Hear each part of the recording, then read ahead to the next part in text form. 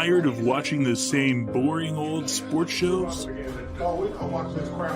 Try this on for size. His play style, yeah. I think he's the best at pretty much everything. You're watching the What the Show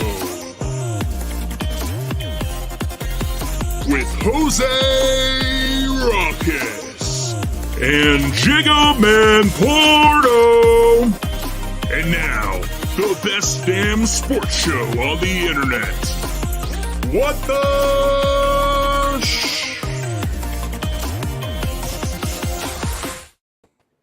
Tuesday! What what up, homies? How are ya? Good boys. Guys, I'm here. Back a little bit, right? I mean, we got the mental brain fitness going on in Twitter Spaces. I'm not gonna lie, I felt super bad starting this right now while it's still going on. You know, I was there for the conversation. We didn't even get to the session yet, and I was like, the show must go on, and we must continue doing what we do. What up, Kung Fu D in the chat? Quick shout out, Kung Fu D. Thank you for the baby Dakota. You sent me some shoes, little Michael Jordan dope shoes, man. I'm pretty impressed. So thank you. They'll go up in the mantle until he's ready to wear them. Yeah, buddy. So what do you think, guys? What do we start with tonight? Because you know what? You mind if I pick, Jose? I'm gonna go with this first one. Go for it. All right. How about the Zach Wilson surgery injury? Literally, I can't make it through one preseason game without this happening. Like, what? How cursed are the freaking Jets, bro? The good thing is he had the surgery today, right? It goes as planned, but Flacco looks to be the starting quarterback week 1. Yeah, I don't know if you saw this today. The Jets signed Dwayne Brown coming off the Seahawks. Really, really great. I mean, historically great offensive lineman. He's obviously reaching the end of his career, but it seems that they felt they needed to bolster that O-line following an immediate injury to their first-round draft pick last year. Yeah, well, we lose our starter, Mekhi Becton, on the line, right? Now we have to go get this stuff. The thing is, it wasn't even the line's fault, right? He took off. It was a non-contact injury, which we all know that is the freaking worst, right? Like, I feel like we've seen some of the worst injuries with those non-contact. Yeah. Correct. Richie, literally, Kung Fu D, it was like during the game, they're like, sorry, bro. Are you okay? Like, they literally had me on, like, watch. They're like, let's check on this dude. We need him. He's okay. If I don't see this guy in bubble wrap for the next 5 weeks, bro, looking like Bubble Boy, I'm going to be so freaking mad. Reports came in today that the surgery was successful. Everything's going good. He's probably going to get back on the field this season. But, I mean, this is just, it's what you've come to expect from the Jets, which is just the worst possible situation every single time. Yeah. How about Jason right in the chat? Jiggy, you need to go back to the mental fitness session for your Jets depression. Well, thanks, Jason. Thanks. Well, say what's up to people in the chat. What up, Molly Kellaway? How you doing? Kung Fu D. Oh, back to you, Coach Richie. He said, you're welcome, bro. Enjoy the sneakers for Dakota. Now, this pony plug dude, that Zook guy that we all continue to work with, I know you saw it in there, Jose. Mm-hmm. Ask Kenny Jose Pickett about Kenny Pickett. Kenny Pickett looked fine. Not ready to be a starter yet, I don't think. He's probably going to sit this entire season out. Mitch Trubisky's probably going to be... Mitch Trubisky looked fine. He looked what you've grown to expect from Mitch Trubisky. Mitch Trubisky, yep. Yeah. Kenny Pickett went out there. He, especially at the end there, that last drive, he looked like he's got the talent there, which we knew he had talent, right? It's whether or not he can turn that talent into productivity. And yeah, hopefully with some work, he's going to be looking decent. Yeah. So I want to go back to the Zach Wilson thing because I want to ask you guys as non-Jets fans, right? Let's say it does get to week 3 before he comes back. Does the Jets brass, if they go 2-0 with Flacco leading the way and things are good, do they continue to ride Joe Flacco, or do they go back to their number 1 QB and bring him in if he's at the level he's supposed to be health-wise? You can't ride 49ers. It's like a 49ers situation, right? You got to ride with the hot hand. Alex Smith gets hurt. You bring in Kaepernick, and you ride it's like I think you got to reverse Zach it, Wilson right? comes back, if Zach Wilson comes back and they do not start him, that's going to be disastrous for Zach Wilson's career. You're essentially like, I mean, that could potentially just be the end of his career right there. This might be a Josh Rosen situation. He might be reduced to a backup for the rest of his career. When he comes back, he has to start. He's got to get game time and stuff. You can't go from the starter to not the starter anymore. That never ends well for a quarterback. Yeah, and that's my thing, right? Because you've got a lot of the Jets communities that are talking about it. Of course, it only took, a minute and 29 seconds after he went to the floor that every tweet was about go sign Jimmy Garoppolo. I was like, what the heck? It's been a minute and 30 seconds. Like, he hadn't even been off the field yet. It was like 3 limps and boom, Twitter went crazy. But I totally against the if Flacco's hot, you keep him in. I just don't understand. Like you said, how do you do that to your clear QB1 and hopefully your future of this franchise? I mean, we saw that with the Dolphins last. With the whole Tua and what was his name? Ryan Fitzpatrick situation where they just kept going back and forth, and they were bringing in a quarterback closer to finish the games, like he's Mariano Rivera coming out there. It was just like, what are you doing? As they say, you got 2 quarterbacks, you don't have one. You know. Yeah. So Richie, I mean, you said maybe ride the hot hand. Why, for you as a coach, if you're leading the pack, what would be your reason? Is it the ride the hot hand? Is that just what it is?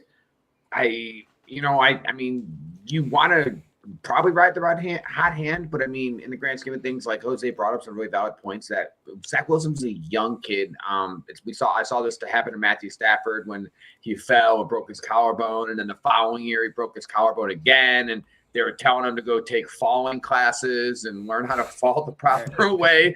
The kid, like Jose said, the kid needs reps. We know what Joe Flacco brings to the table. He's a stand in the pocket, pretty accurate quarterback, but is he going to get you to where you really ultimately want to be? Probably not. You go back to Zach Wilson. Yeah. The argument for the hot hand, right, is that like if you're trying to win games, right? Continue to win games and build this up. Are the Jets at a position where all they want to do is win games? No, they're building a new roster that's got to go forward for seasons and seasons. And Joe Flacco's not going to be there 2 years from now when you're playoff ready. Right. I mean, I'm a Jets fan. Realistically, do I see us even being a 9-game team, 9 winning? I don't. Do I think we can pull off 8? I do. And hopefully it's with Zach Wilson at the helm so he can keep building because we've got the draft capital, right? Hopefully this kid does what he's supposed to do, but I'd hate to see again in a year, we're back to the drawing board and here we are in the draft again, trying to find another quarterback. This kid was looking good early on to that preseason game. Horrible interception, stupid throw, and then the non-contact injury. It was just a nightmare. I mean, Arizona sort of makes it worked out for them. Now granted they have all the situations with Kyler now, but I mean, a year ago they're knees deep in the playoffs. I mean, they literally Josh Rosen was their answer, and then a year later they're drafting Kyler Murray. So I mean, now obviously you don't want to see a franchise go that way because now those are wasted draft picks and wasted draft capital. When you draft a person, especially in the first 2 rounds, they need to be contributors. If you're missing on your first 2 rounds, Detroit Lions. Tease Tabor, Jelani Tavai. You guys don't know that? Yeah, that's our 2nd and 3rd round pick in the Matt Patricia era. They're not even on rosters. They're not even playing football. You don't have to talk to a Seahawks fan about wasting a first round pick. All right, we've been rocking it for quite a few years now with that strategy. I like what up, Yankees Morning Brew in the chat, Project Nerd HQ. He says there should be a new drinking game on Tuesday night. Anytime Coach Richie mentions Matthew Stafford, we take a shot. Yes. You know what? I might play that game next week. Let's see. All right, I'm in. Still representing, boys. Speaking of, shout out Yankees Morning Brew. I was talking to JiggaMan before the show. We looked at it. Since the debate me and Hector had here on What the Show, the Yankees have gone 2-9. Well, there's your Yankees update. Randomly Is that Jose a kick right there? Later, Jose. You don't talk bad about New York, Jose. Have you not learned that? West Coast, best coast, baby. Moving right along to the next topic. Let's Roll talk train. about a little bit of Carolina Panthers action because I really think this is the quarterback competition for people to be paying attention to. What are your thoughts, Jose? This one's interesting. I'm not sure how much I believe in the quarterback battle here. I like Baker Mayfield. I think he's a decent quarterback. Sam Darnold has yet to prove to me. He had that hot streak at the beginning of last season. People were calling him the White Mike Vick when he was leading the league in rushing touchdowns as a quarterback. But other than that brief period of time, I just haven't seen anything from Sam Darnold that I can really say is decent starting caliber quarterback. I've seen it from Baker Mayfield. He's had his rookie season. He had a really great season. He's had, when he's not hurt, he's had pretty good seasons. Obviously, Browns are Browns, but if you're in your job competing against Sam Darnold and the reports are coming out that it's tied, that seems like a bad situation to me. Yeah. Richie, how crazy is it with this situation? I mean, think of that draft year, right? The whole thing was who was going to be the number one pick? Was it Mayfield? Was it Darnold? Was it Rosen? And now both of these dudes are on the same damn team competing against each other. What are your thoughts on where are you leaning with these guys, bro? Because it seems like I agree. It's crazy that's being called the competition, but it is. Any of these guys been drafted where they were drafted is what that tells me. I think that tells me how needy NFL teams are for quarterbacks and how needy teams need to be productive to win. Going back to your Jets, I mean, think about it. You guys were AFC championship game away. I mean, you tasted that glory. You tasted what it means to be successful in a football game.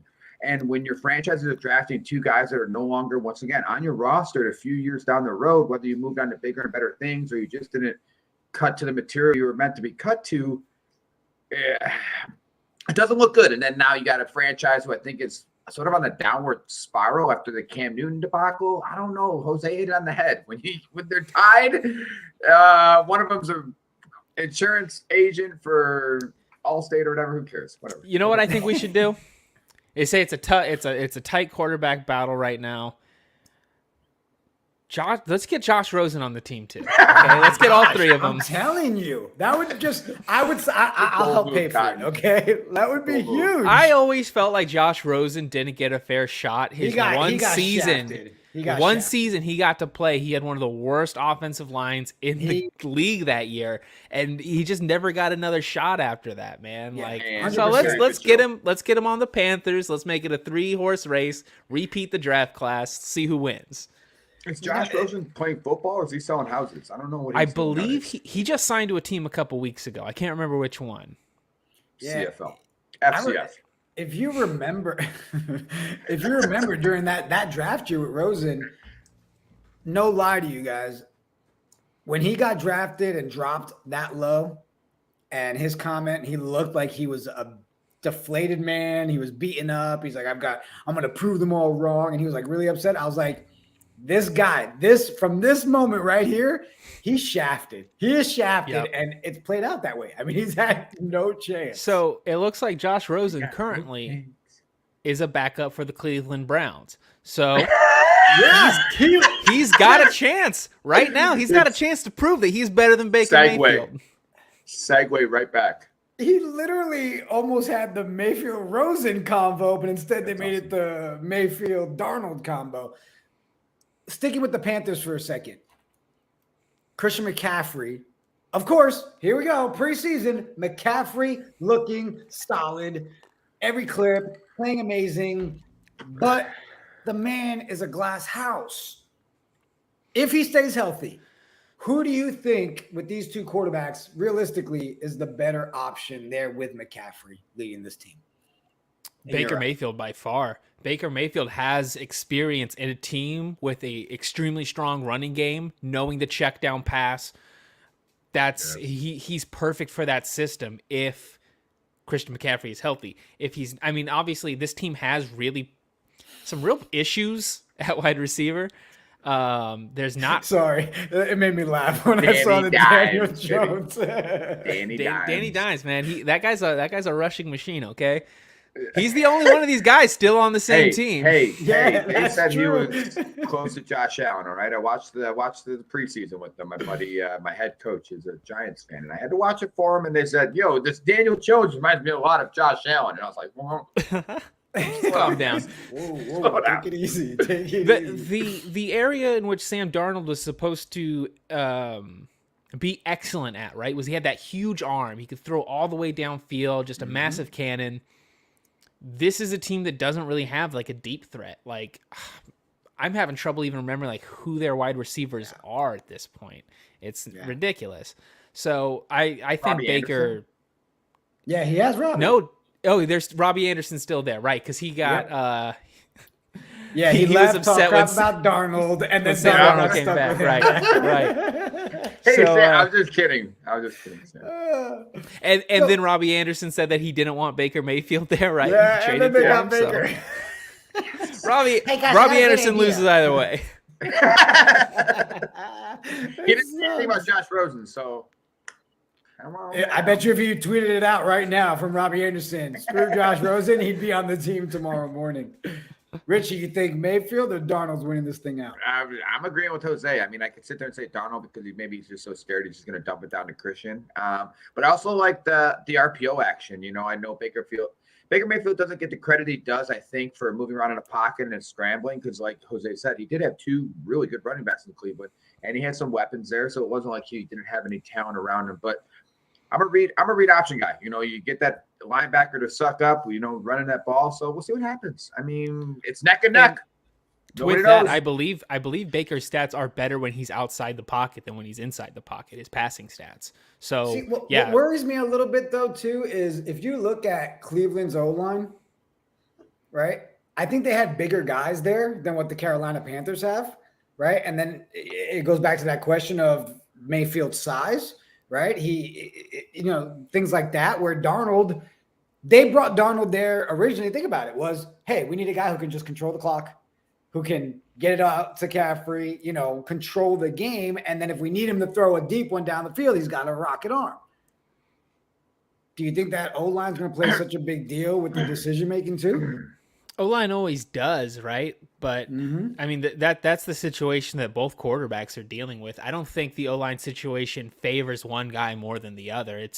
O-line seems to just be one of those things that unless you have an extremely more – both of these guys are very good outside the pocket. They're very good extending the play type mobile quarterbacks, but they're not the kind of guys who I expect to just with like Russell Wilson status, right? Like Russell Wilson with a terrible O-line was able to just kind of make that not matter as much as possible for a long time. Neither of these guys are that.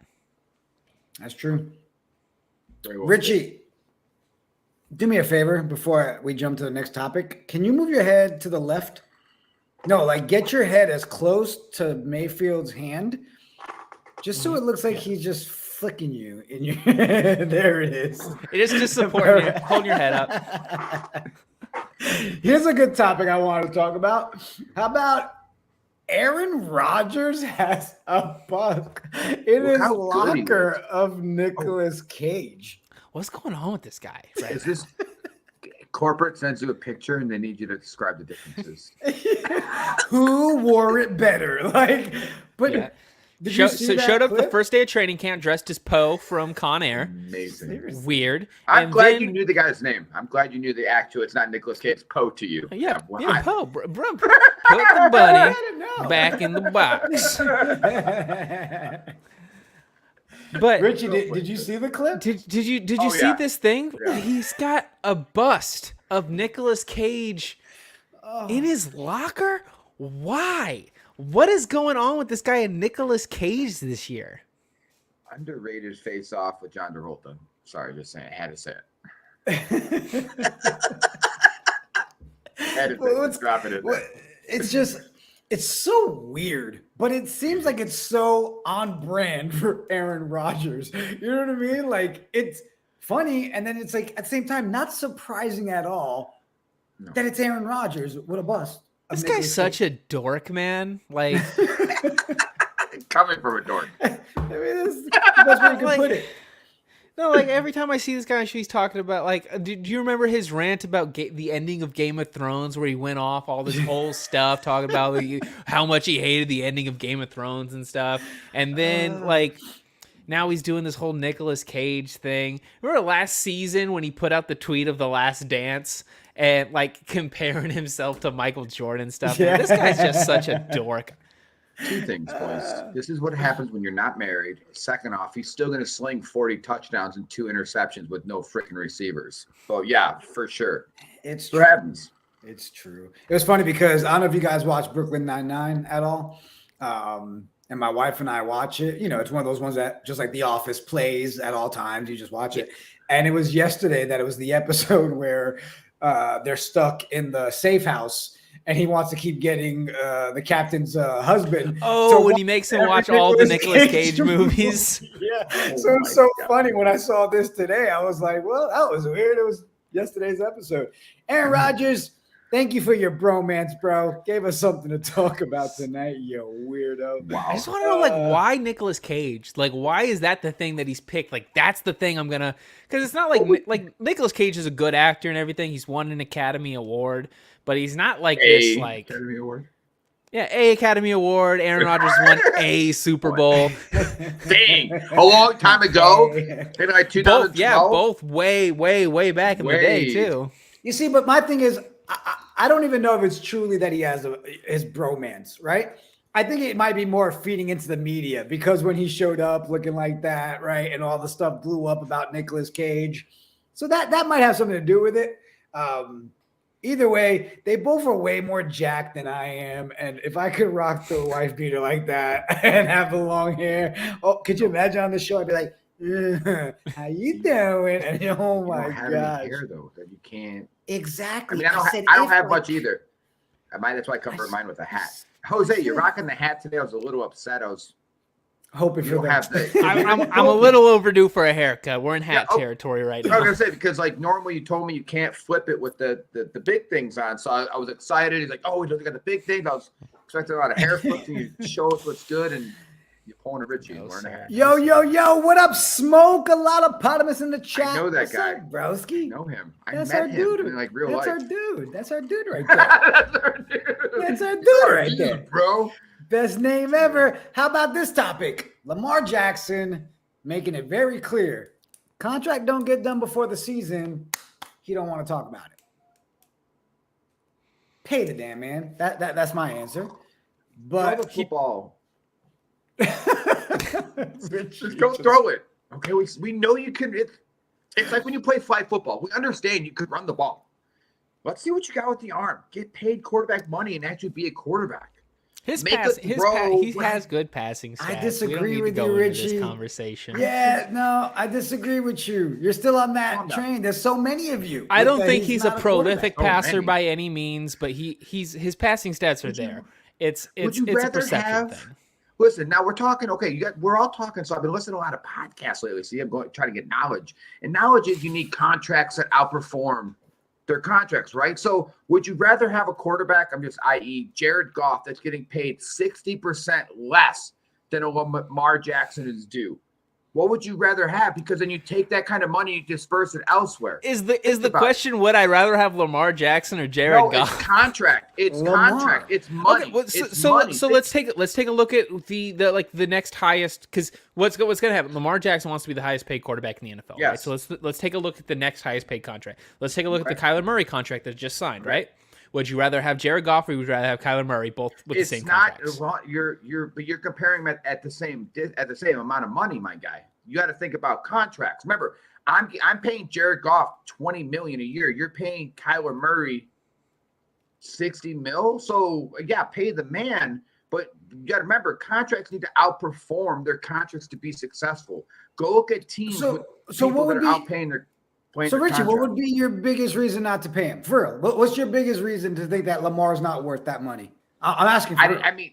I mean, for real, I think that you could take your money and you don't need to win because of quarterback. You can win with a quarterback. And we've seen that in the NFL before. Matthew Stafford, did he have a great day in the Super Bowl? He didn't have a great game in the Super Bowl, but they still won. Now, granted, he helped get him there and stuff like that. But all I'm saying, boys, is that when it starts talking about money and contracts, You need a contract that outperforms. You need a player that outperforms a contract. That's what good general managers do, is they get players, sign up the contracts. Remember, it's all money. It's all business. Doesn't matter the player. Yes, it matters where your money goes and where you're dispersing that money. When you get a guy like this, you've got to lock him up. You don't have a choice. Getting one of these players. This guy's won an MVP. This is an MVP right here. And also, if we had chose to play the drinking game, we would have drank again because you brought Matthew Stafford up. I'm keeping track. What is Matthew Stafford's contract look like right now? I don't know full weight contracts. Like I said, I just been listening to so I listened to Woodward Sports. 6 years, $72 million. Yeah. It's not like they won with like a small contract there. No, what I've been saying is that like he perform to that contract level in the game that matters the most? And I would disagree and say he didn't. I mean, well, they won the Super Bowl, so whether or not he performed to your spec, but what was his performance like before he got there? Well, good. They signed him off the knowledge of knowing that he was a quarterback who has been consistently good, and Lamar Jackson is a quarterback who has been consistently good. Their entire offense is built around him right now. I mean, we'll see. No, he's not overthrowing Marquise Brown, okay? Marquise Brown is not a very good receiver, and he's dropping the ball. I concur with that notion. We'll see. This will be a true test. It's Drew Lock. You just have to do it. If you get one of these guys, you have to pay them. Because who's the next best option that you can bring in? Who's the next best option you can bring in at quarterback? You're acting like quarterbacks are a dime a dozen, Jose. Quarterbacks are not dime a dozen. Quarterbacks are very sparingly throughout the NFL. No, you're acting that way. No, I'm just saying go ahead. No, this is why you have to pay this guy, because he is an elite quarterback, regardless of how you feel about his passing stats or not. The guy is an elite quarterback. So who's the next best option that you can bring in if you don't pay him? If you don't give him the contract he wants, who's the next best guy you can bring in? Well, you're stuck with what you draft. You know what I'm saying? So I mean, also like you could either cut him or let him go, but you have to pay him because he's on your roster, right? My opinion, honestly, and I see what you're coming from, right? Perform the contract, but I feel like Lamar is a quarterback that will do that, and I feel like he's proven that, right? We'll see. You're talking about a dual threat. His arm is there. He is. I mean, think about last year. How many times was he throwing bombs that were landing in the pocket where it needed to be? He's got an arm. He is a QB. And then on top of it, do they have the money to sign anybody else to go catch the football? I think we've reached the point in the NFL where it's easier to bring in a guy for cheap to catch the football than it is to find a guy cheap that's going to throw the football. You look at like what. I mean, obviously, it's a bit different when it's Tom Brady, right? But you look at what the Buccaneers have been doing. You look at what the Rams have been doing. The Rams are just trading first-round picks like they're nothing to bring in guys who can catch a football They don't get stuck in the rookie contracts for 5-year contracts. Hey, it's all about contracts, boys. At the end of the day, it's all about They're the ones who signed Jared Goff to one of the worst contracts we've seen in the last 5 years. And they just won a Super Bowl, so... Correct. I mean, they're making the right moves. Like I just see it as... This is a good debate. Lock this man up. Lock him up. Pay him. Go ahead. Man. I'm not disagreeing. I'm just putting out a different argument. The question here for me is not a matter of money. It's not about the price tag. It's about the number of years. That's, I think, what's holding this up, why it's not getting done. Lamar wants that same contract that Patrick Mahomes just got, that you're going to be our quarterback for 15 years and we're going to give you all this money guaranteed, right? And we'll see how it all plays out. That's where it becomes questionable to me. Because right now, Lamar is a dual-threat quarterback, right? He's got an amazing running game. He's got a good passing game. But you said pay But him, so. if you sign him to a long contract, a contract that is 10 years, something Patrick Mahomes like, he has to fully transition away from being a mobile quarterback. This is why we have three of us here, right? So we can debate the out of everything we talk about. Pay the man, don't pay the man. Give me 50 years, 100 years, 2 years. Just pay the man some damn money. This is the purgatory of a Jets fan, where it's just like, good quarterback, 50 years, $1,000 million. Just give him all the money. You know what? Of course, you have to throw a stab at me, guys. I'm excited. Let's bring in a new episode of Pickle Juice. We got our boy Zook. He's got special guest Alex Neumann coming on to talk all that pickleball action. And I guess, we could just make them wait back there for a while if we want, and then No, kind of make them both just watch our, do it. All right, hold on. I thought we were.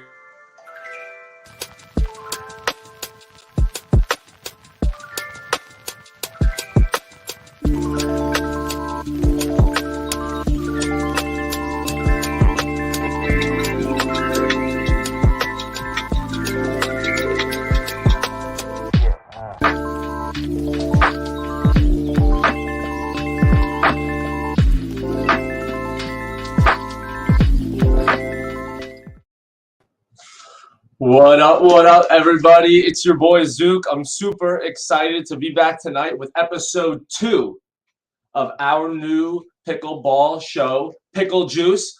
Last week, as you all know, we were joined by the queen of pickleball, Elise Jones. But tonight, I am super excited to be joined by the number 25 ranked pickleball player in the world, someone that out of nowhere I've just started to refer to as the Wizard of Pickleball. I don't know why. I hope that sticks. But I am pleased to welcome to the show my new good friend, Alex Neumann. Alex, how you doing, brother? Hey, what's up, man? Thanks for the nickname. I like it. Have you noticed in the stuff I've been, like, when I've been posting you on Instagram, I've been sneaking in, like, the Wizard of Pickleball, just like, because when you're in this space and it's new, if we just keep saying it over and over, stuff like that sticks. That's how it works. I mean, I had a nickname in high school that I gave myself. I call myself the Noom, and I just said it as many times as I needed to, and that's my name now. So I think it's great. But you're fine with the Wizard. Yeah, I mean, it seems to it has a cool connotation. I'm cool with it. Okay. And where are you right now? I saw on Instagram. Are you in Florida? I'm in Florida. Yeah, I'm in Fort Myers. Is there a tournament going on this weekend there that you're playing in, or are you just playing down there? I'm just training. I got a lot of friends here, and it's hard to find some kind of good competition back in New York. So it's always good to get down here and get some good training in. We'll get to that, because one thing that we talked about behind the scenes is we are both from New York, so we kind of understand the triumphs and tragedies of what's kind of happening with that pickleball scene. But that's where you are right now. Let's talk about the start. Let's talk about how does someone become a professional pickleball player? Take me back to the beginning. Yeah, it's pretty weird, man. I'm not gonna lie. It's a funny thing to say out loud. I first learned about pickleball like 5 years ago when I was a senior in high school in 2016. So I guess 6 years ago. My mom actually started playing it because her knees went out, so she couldn't play tennis anymore. And I did it for my like senior project in high school, kind of like that joke spring semester where you get to choose a project and just hang out and not go to class for 6 months. And so I just played pickleball for a month with my friends. And back then it was a really small sport. So it was kind of a joke, to be honest with you. And I looked up like once on YouTube pickleball tournaments, and I saw like the 2016 US Open, and it was like an old guy against another old guy. And I was like, this is a joke. So I didn't play again for many years. And I didn't really touch a paddle until I finished college. And after college was kind of COVID time for me. And it was hard to play tennis, which is my original passion, hard to find good hits and good competition when you're just living in the world. So I started playing pickleball kind of recreationally again. And I was in Park City, Utah, of all places, which is full of retired people and lots of pickleball courts. And I started playing every day. And I was like, I'm kind of addicted to this. Why don't I just take it seriously, see what happens? And I entered a tournament pretty much 1 year ago today, and then just kept playing ever since. And yeah, now I'm here. Let's lean into that a little bit, because I'm interested about that process as someone myself that loves the sport, plays 2 or 3 times a week, nowhere at the level where I could even like consider taking it more full-time and professionally like you. But I'm interested in what's that thought process you have internally when you learn to love something like pickleball, and it's just a hobby that when you're playing it non-professionally, you can really just have fun with it, go out there and play what you want. And if you do go professionally, you ultimately do get that extra competitive side, but you may ultimately lose some of that fun. Did you have that internal strife going on? I don't think I expected to lose the fun when I went out after it. Definitely, that's a good point you've made, and I've realized that since, now that I truly I'm sorry about it. Did I just ruin pickleball for you? Thanks for bringing that up again. But no, when I first started going after it, honestly, like I was kind of in that period that everyone else I think experiences post college of like, what the heck do you do as an adult in the world to keep pursuing your dream? You know, I had a desk job and I was like, what else do you do besides work and, you know, eat dinner after work? And so I was kind of like, I have this hobby, I play it all the time. Like, why not see where it goes? It's more fun to travel. It's more fun to compete. So it just seemed pretty logical time to go after it, see what happened. You're a professional, of course, but is it also full time for you? No, I've had a job, and so I've not yet quit my job. I have a separate job at like a tech company. What That I, would it ultimately take do you have any goals that you mapped out that you would officially have to hit before you could go full time, or do you think it'll be a field thing? I mean, I think there's a lot of things. One is financial, obviously, and the money is definitely getting there. It's getting bigger and bigger every year, by a lot. But it's definitely, I think, harder as a guy. There's a lot more guys breaking in, so everyone has a smaller chunk of the pie. So I just don't really think it's feasible for new guys to break in and make a ton of money right away. And also, to be honest, like I've done an okay job balancing my job with pickleball right now. I kind of like having both things and not, you know, getting too obsessed with pickleball and losing the fun, like you said. So if all works out, I might never quit my job. I think I could see a world where I can do both forever. That's an interesting point, and I wonder do you know how many people on the tour right now that are similarly ranked as you or higher? And, you know, when we say that, we're talking about the top of the top are full-time versus just professional, but still have another job.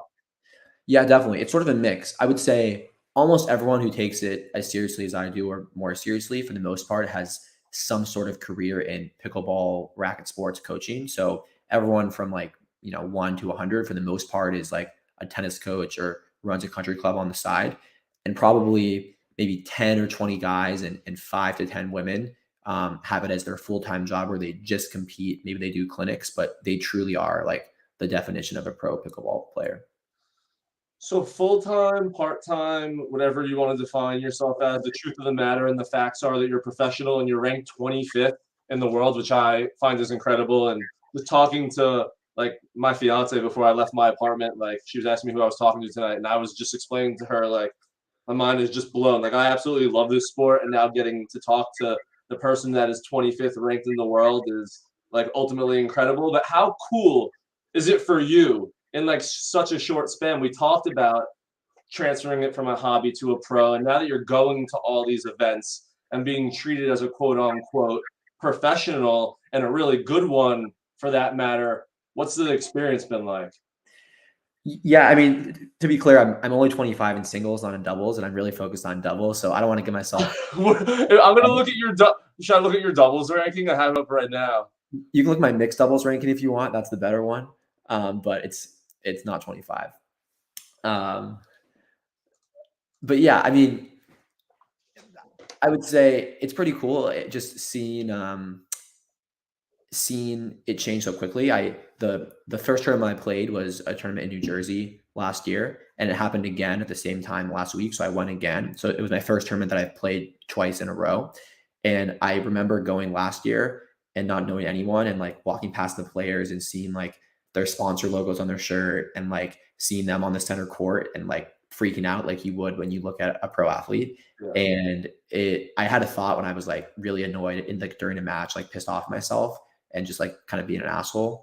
I was like, oh wait, like, dude, take a step back. Like you're here, you got a sponsor, like, you know, you kind of are a pro, like just appreciate that. So yeah, it is pretty cool. Is doubles, to touch on your comment that you're focused on doubles, and this is something that I'm slowly learning. I didn't play tennis before, but obviously before I got really big into pickleball, I was, you know, someone who came from the tennis world a little bit. I know singles is the main form of playing and the one that people focused on. I'm slowly seeing in this sport that doubles is the main focus, at least recreationally. Is that the same professionally? Yeah, I would say it's pretty similar. Like you said, most people who play it recreationally play doubles. So I think more of the fans like to watch doubles. That's where the entertainment is. And most of the players that have really gotten a lot of success are able to excel in all three: singles, doubles, and mixed doubles. It's a good point you bring up, because the thing that I always like to say of why pickleball stands out and why I think the growth is ginormous and people are slowly trickling over to the professional side of it is because anybody can play it. And most people who play it do play doubles. So it's only naturally that, again, on the professional side, their inclination is to then watch, what they play because they're looking to get tips, they're looking to pick up, or that's just used to what they're seeing. So it's a lot easier on their eyes. Exactly. Yep. 100%. You bring up all three, and I know you're focused on doubles, and you say your mixed doubles is your best ranked. I'm interested in how much fun or what is a weekend at a tournament like when one day you're going doubles, the next day you're going singles, the next day you may have another partner in like mixed doubles, and you're hopping around from play style to play style.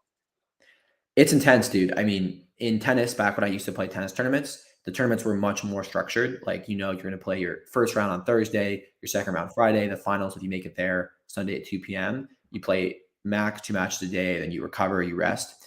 Pickleball, as you said, you play an entire event in one day. So you play the full singles draw Friday, the full doubles draw Saturday, and then mixed on Sunday or something like that. And that's just not really a sustainable way to compete and play sport. So I learned pretty quickly when I started not just playing singles that if you're going to do that, you got to like really take your body seriously and sometimes not play all three events, like make sure you eat and stretch and sleep and all that boring stuff that your parents tell you to do. It definitely is a lot. Is it true that they text you like live at the events when it's like your time to play? Yeah, it's pretty funny. You like literally never know when you're going to go on and you're just waiting. It's like getting called to like the principal's office. You just finish your match and then it could be 15 minutes or 2 hours and you just sit there until you get a text message. What happens if your phone dies? It's good. I'm not sure. That's a good question. Has there any been any like stories of like, or have you ever been on the court waiting for your opponent and suddenly someone like runs in huffing and puffing like, oh my God, my phone died? Or has there ever been anything like that? Yeah, I mean, I think what happens is that they'll call out someone's name on like the loudspeaker if you haven't showed up for your match on time. So if you hear your name out loud, then you're in trouble. So you say it's not sustainable, and I tend to agree with that because as this thing gets bigger and bigger, as it quickly is, people are going to find their niches, and you may only play doubles if that's what you're focused on. People that excel at singles may only play singles. Yeah. If you now see all these great weekends and they're all being, shown on television now, so now the world gets to see it. But if you, Alex Neumann, was kind of building a forward-thinking, perfect pickleball weekend in terms of gameplay and tournament style, how would you kind of do that over a course of 3 days, let's say? I mean, a lot of people are thinking about this right now. As you know, there's a lot of different organizations that are trying to establish themselves in pro pickleball. I think you got to give people like entertainment and what they want, and that means like placing the big matches at the end of the day. So like some tournaments do Championship Sunday where like you play all the finals on one day. I think that's fine. I just think you need some sort of separation between all the matches that happen and like the far fewer really important ones that people like to watch. Like in tennis at a pro tournament, most of the first round matches are on side courts and then you kind of condense over and over. So I think it'll naturally happen. As tournaments get bigger, as draws get bigger, you'll have things like qualifying draws and like entry days and that kind of thing. And venues will get bigger and bigger. The streams will get bigger and bigger. So I think it'll just naturally progress to be a smaller number of important matches at bigger stages at evening times. But right now, there's still a little bit of ambiguity in terms of anyone can sign up. Tournaments don't really have the time or the space or the money to pay for more days. So it's a little bit chaotic. As a pro, do you like the fact that anybody can still sign up for like the biggest tournaments that you're playing in? Or do you think there needs to be that separation if the pro game is ever going to become like a legit sports league of the future? Yeah, it's hard to say because one of the things that makes pickleball so awesome, like you said, is it's really accessible and anyone can play it. So you don't want it to lose that touch even on the pro circuit. At the same time, what I've noticed having gone to all these different tournaments and like you said, what makes sports really cool at the pro level is it feels like it's real. Like there's cameras and fans and stadiums and it feels official and not just anyone can like walk onto an NFL field and, throw a football. So it's a mix. I think it'll never lose its like inclusive feel. And there's always going to be a way for folks like me to break in. At the same time, I'm already seeing tournaments start to become a little more official, Players are starting to get a little bit less excited about playing tournaments in public parks with no fans. And I think you're starting to see that just take place on its own. Yeah, I think pickleball I tend to agree with you that I think even if they focused on letting the pros be more pros, the sport itself would never still lose its general feeling of anyone can play. It's a story that I continue to bring up, but when it struck for me was kind of, if I hand my mom a basketball and I gave her a wide open hoop and had her shoot a layup, she would not make a single one. But when she stands behind the kitchen with a paddle and I throw it up, every single time she can hit it over. So Absolutely. no matter what, like, pickleball is going to be accessible to her. So I think because of that fact, they can kind of let the pros be pros, because no matter what happens on that side, my mom's always going to be able to grab a paddle, legit stand. And I don't even care if she's standing in the kitchen, right? Just like stand right next to the net and just hit it over. And that kind of thesis of the game of pickleball can't ever be lost. Yeah, totally agree. And that's also, I think, why it's still important to have the separation, because it is a sport that, most fans are going to play, unlike basketball, where like people watch it but don't really play it. And what makes something cool, makes you want to watch it as entertainment, is the fact that you can't do it. Like, I love to watch basketball highlights because I know that I can't dunk a basketball, so you watch someone do it. So you don't want people to feel like they could just sign up and play. You want it to feel like it's really cool and different and exciting. That's a great point that I didn't think of when you bring up the separation, right? Like, I go like, oh my God, when I see LeBron James do something, because I can't go outside and then do it myself. So yeah, walking that line is quite interesting, of carrying the everybody can play this game while also you can play but maybe not do everything. But then again, with a sport like basketball, if you can't make a layup, there's kind of no point of playing. In pickleball, even if you can't play as good, you can still find people at your level and play a game that has a start and a finish, and that's the beautiful part of it. Absolutely. And when I asked you about the changes and the things that you can do over the course of a weekend, what you brought up, what's great about the sport is there is that competition with the different leagues coming in. There's the APP and the PPA and the MLP. And not even to put you on the spot or make you go into like a whole dissertation, but not even your personal preference on like those three major leagues, but just to educate myself and honestly the viewers as we're all learning. Could you almost like define each of them like individually as to like what makes the three kind of different from each other? Because I've done research like for hours and I'm still struggling how to like define the three specifically. Yeah, I feel like it'd be helpful for people to have like a chart or like some sort of graphic that we can send around the pickleball community, because I totally agree. There's not really any organized way to present the information, but totally. So the three main bodies, like you said, PPA, APP, and then MLP is a bit newer. PPA stands for the Professional Pickleball Association. The APP stands for the Association of Pickleball Professionals. So very similar, but they're technically different entities. They're both separate pro leagues. They both call themselves like the Professional Pickleball Tour. They've both been around for a few years, and they both have tournaments across the country with prize money all year long, just like pro tennis. A few like rough differences between them. PPA has signed a lot of their top players to exclusive contracts. So those players can't play other tours or can only play a certain amount of non-PPA events. And they tend to have less prize money because they pay a lot of their funds to the players for contracts. They also tend to have a slightly smaller number of tournaments and a little more kind of fancy presentation. So bigger venues, more cameras, more glitz and glam. The APP has more tournaments, more prize money, but also is more open to more players. And so it's kind of easier. It's where most people are going to go break in. And it's a little more, there's oftentimes maybe less cool venues, but easier to sign up. So a combination. MLP is a totally different entity. It's a team-oriented event. It's called Major League Pickleball. Their idea is to make pickleball a team sport. So they have. Is that Drew Brees? Is that what Drew Brees has a team in? Yeah, MLP? yeah. Because that's kind of like, that's the one, like I get the PPA and I get the APP. It's pretty similar and they're kind of direct competitors. And then I see the MLP on Instagram and it's like Drew Brees and like teams playing and stuff going in and out. So it's got a different feel to it. Totally different feel. Yeah. So they basically brought together a bunch of investors. Everyone bought teams, and they have a draft every year where they draft, I think 4 players per team, 2 men, 2 women, and then you compete at team events throughout the year for a big prize pool. Let me push a little harder about these leagues. This is without looking into a man's man. bank account and without making you say anything you don't want to say.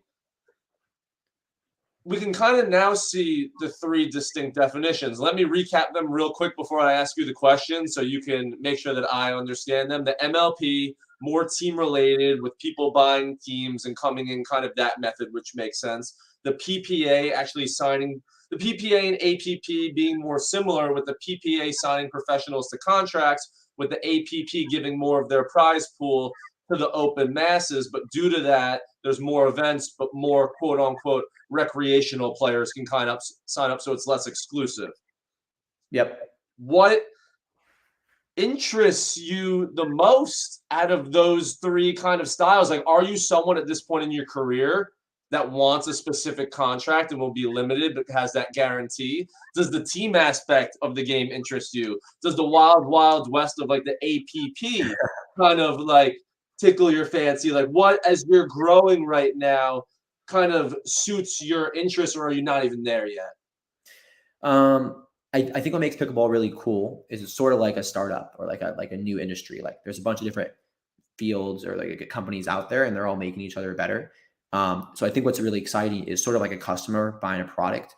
As a player, you don't need to commit to any one entity, and they're all growing, changing so fast. You can kind of take advantage of all of them. So they're all equally exciting. You know, the PPA is a good chance to kind of get your name out there. That's where I kind of had my first big run and officially, sort of broke in, quote unquote. APP is a good chance to get a lot more reps in, play with different partners, win some more prize money. And MLP is a super exciting team event. I would say if I had to pick one that is sort of most exciting to me right now, I think MLP is really changing things up. Really? Definitely. Wow. Honestly, and this isn't saying it's like I just would have guessed like it would have been PPA or APP. Okay, yeah. Why is that? A few reasons. One, pickleball, like tennis, is sort of seen as an individual sport. So pro players, when they get the chance to compete in team environments, you just get more fired up. The fans are more fired up. You're more excited. It's just more fun to compete with a team.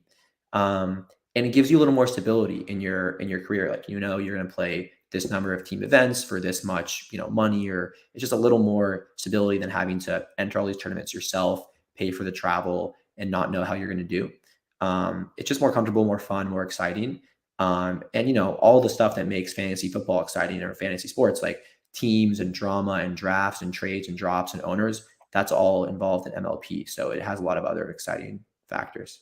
It is really cool when you say it, and I'm someone that I also do like that team aspect where it has that live golf feel to it, where it's getting people over for like the teams of 4, and then they're allowing people to have ownerships of their teams, and then you can kind of build the brand that way. And there's other things that you can kind of do with your team other than actually just perform on the court. Like, you see other people all over Instagram and TikTok just having fun and doing content. So yeah, now that you talk about it, I see that version could be quite appetizing. Do you think that that's the majority of people that aren't signed right now to the PPA that are the bigger time players? Do you think it's because they are in that mindset you said, like they think the MLP or the APP may be the way to go? Or has the PPA not given out like as many deals as you think they will, in 12 months time from now? I'm definitely not sure. I'm not in the know on that kind of stuff, but I think most likely, players want the flexibility. If you're thinking about it big picture, stuff is changing so fast. Like, if you look from literally 12 months ago to today, the tours, the players, the contracts is totally different. And so, it's a bit of a risk factor to limit yourself when the change is so volatile. I think they're just being smart and trying to keep themselves open to take advantage of the best opportunities. I'm trying to, like, as we talk and like something you say, like I want to rebuttal, I'm like writing stuff down and taking notes. And I realized one thing I wrote a long time ago I didn't bring up is you said you did your senior project on Pickle Ball. I did my senior project on the Ellen DeGeneres Show, and it was a freaking phenomenal senior project where it was like you get to do it on whatever you want. And I just did a freaking whole project on her, and I'm with it. Just like that senior year, like the second half of the year, just like not showing up and not doing anything, and then having that one project where you get to pick whatever you do. So it's kind of cool that, you know, you found the Yeah. love of it, not ultimately starting with that, but that allowed you, after your mom taught you about it, to go through the next steps. But how does pickleball end when you see these three leagues that we just discussed, the MLP, the APP, and the PPA? Do you see them combining? Do you see three leagues being able to stand alone? Do you see them not combining, one beating out the rest? How does it look in 5 years if you were to guess? I think it's definitely too early for things to settle quickly. Like, I don't think we're gonna all of a sudden see one unified league in a year or two. I think it's really still like startup. A lot of people are exploring it. You know, fastest growing sport in the country. Like, a lot is changing. I think in terms of who starts to win out and what starts to get a lot more attention, you know, money at the end of the day is really a big factor. Like, the second that a new tour announces the biggest prize pool ever, or like a really exciting opportunity, that's where the players and the TV and the streams go to. So I think whoever can attract the most investors and sort of business acumen is going to have the most power. That's how a lot of this stuff works. At the end of the day, pro sports is entertainment. So whoever can most quickly translate pickleball hype to financial entertainment, I think will probably win out. And what's cool about that is I think the companies know that. Like the leagues kind of know that, and the numbers show that the growth is there. That hopefully, because they kind of know they're all competing, they all know that it's just not them. So that arms race maybe hopefully feeds up, maybe them inserting money and wanting to throw these bigger events, because they know if they don't, there's legit 2 other mainstream competitors out there that they don't know if they're going to release tomorrow that they're doing it. So that kind of checks and balance systems, because there's 3, makes it for, you know, you specifically who is a professional, and us specifically who just love the sport, kind of winners in this all, because we all know that these arms races tend to speed up this process. Where I agree with you, it won't be quick, but I feel like someone's going to have to do something soon to take the first step. Yeah, totally. I mean, it's really just like a startup. I work for a tech company, so sorry for all the weird analogies, but literally it's like you need funding because no one's going to buy it. You're in New York City, right? That's like you have to work for a tech startup, right? Yeah, it's pretty classic. But yeah, no, it's like a funnel of you need money first. Money attracts good players, which is the product that you're selling. You're not going to convince really talented tennis players to quit their jobs and pursue pickleball unless there's real money in it. Money attracts players, that builds the product. And then as it gets better and better and better, that's where the money starts to return. You get more on your investment.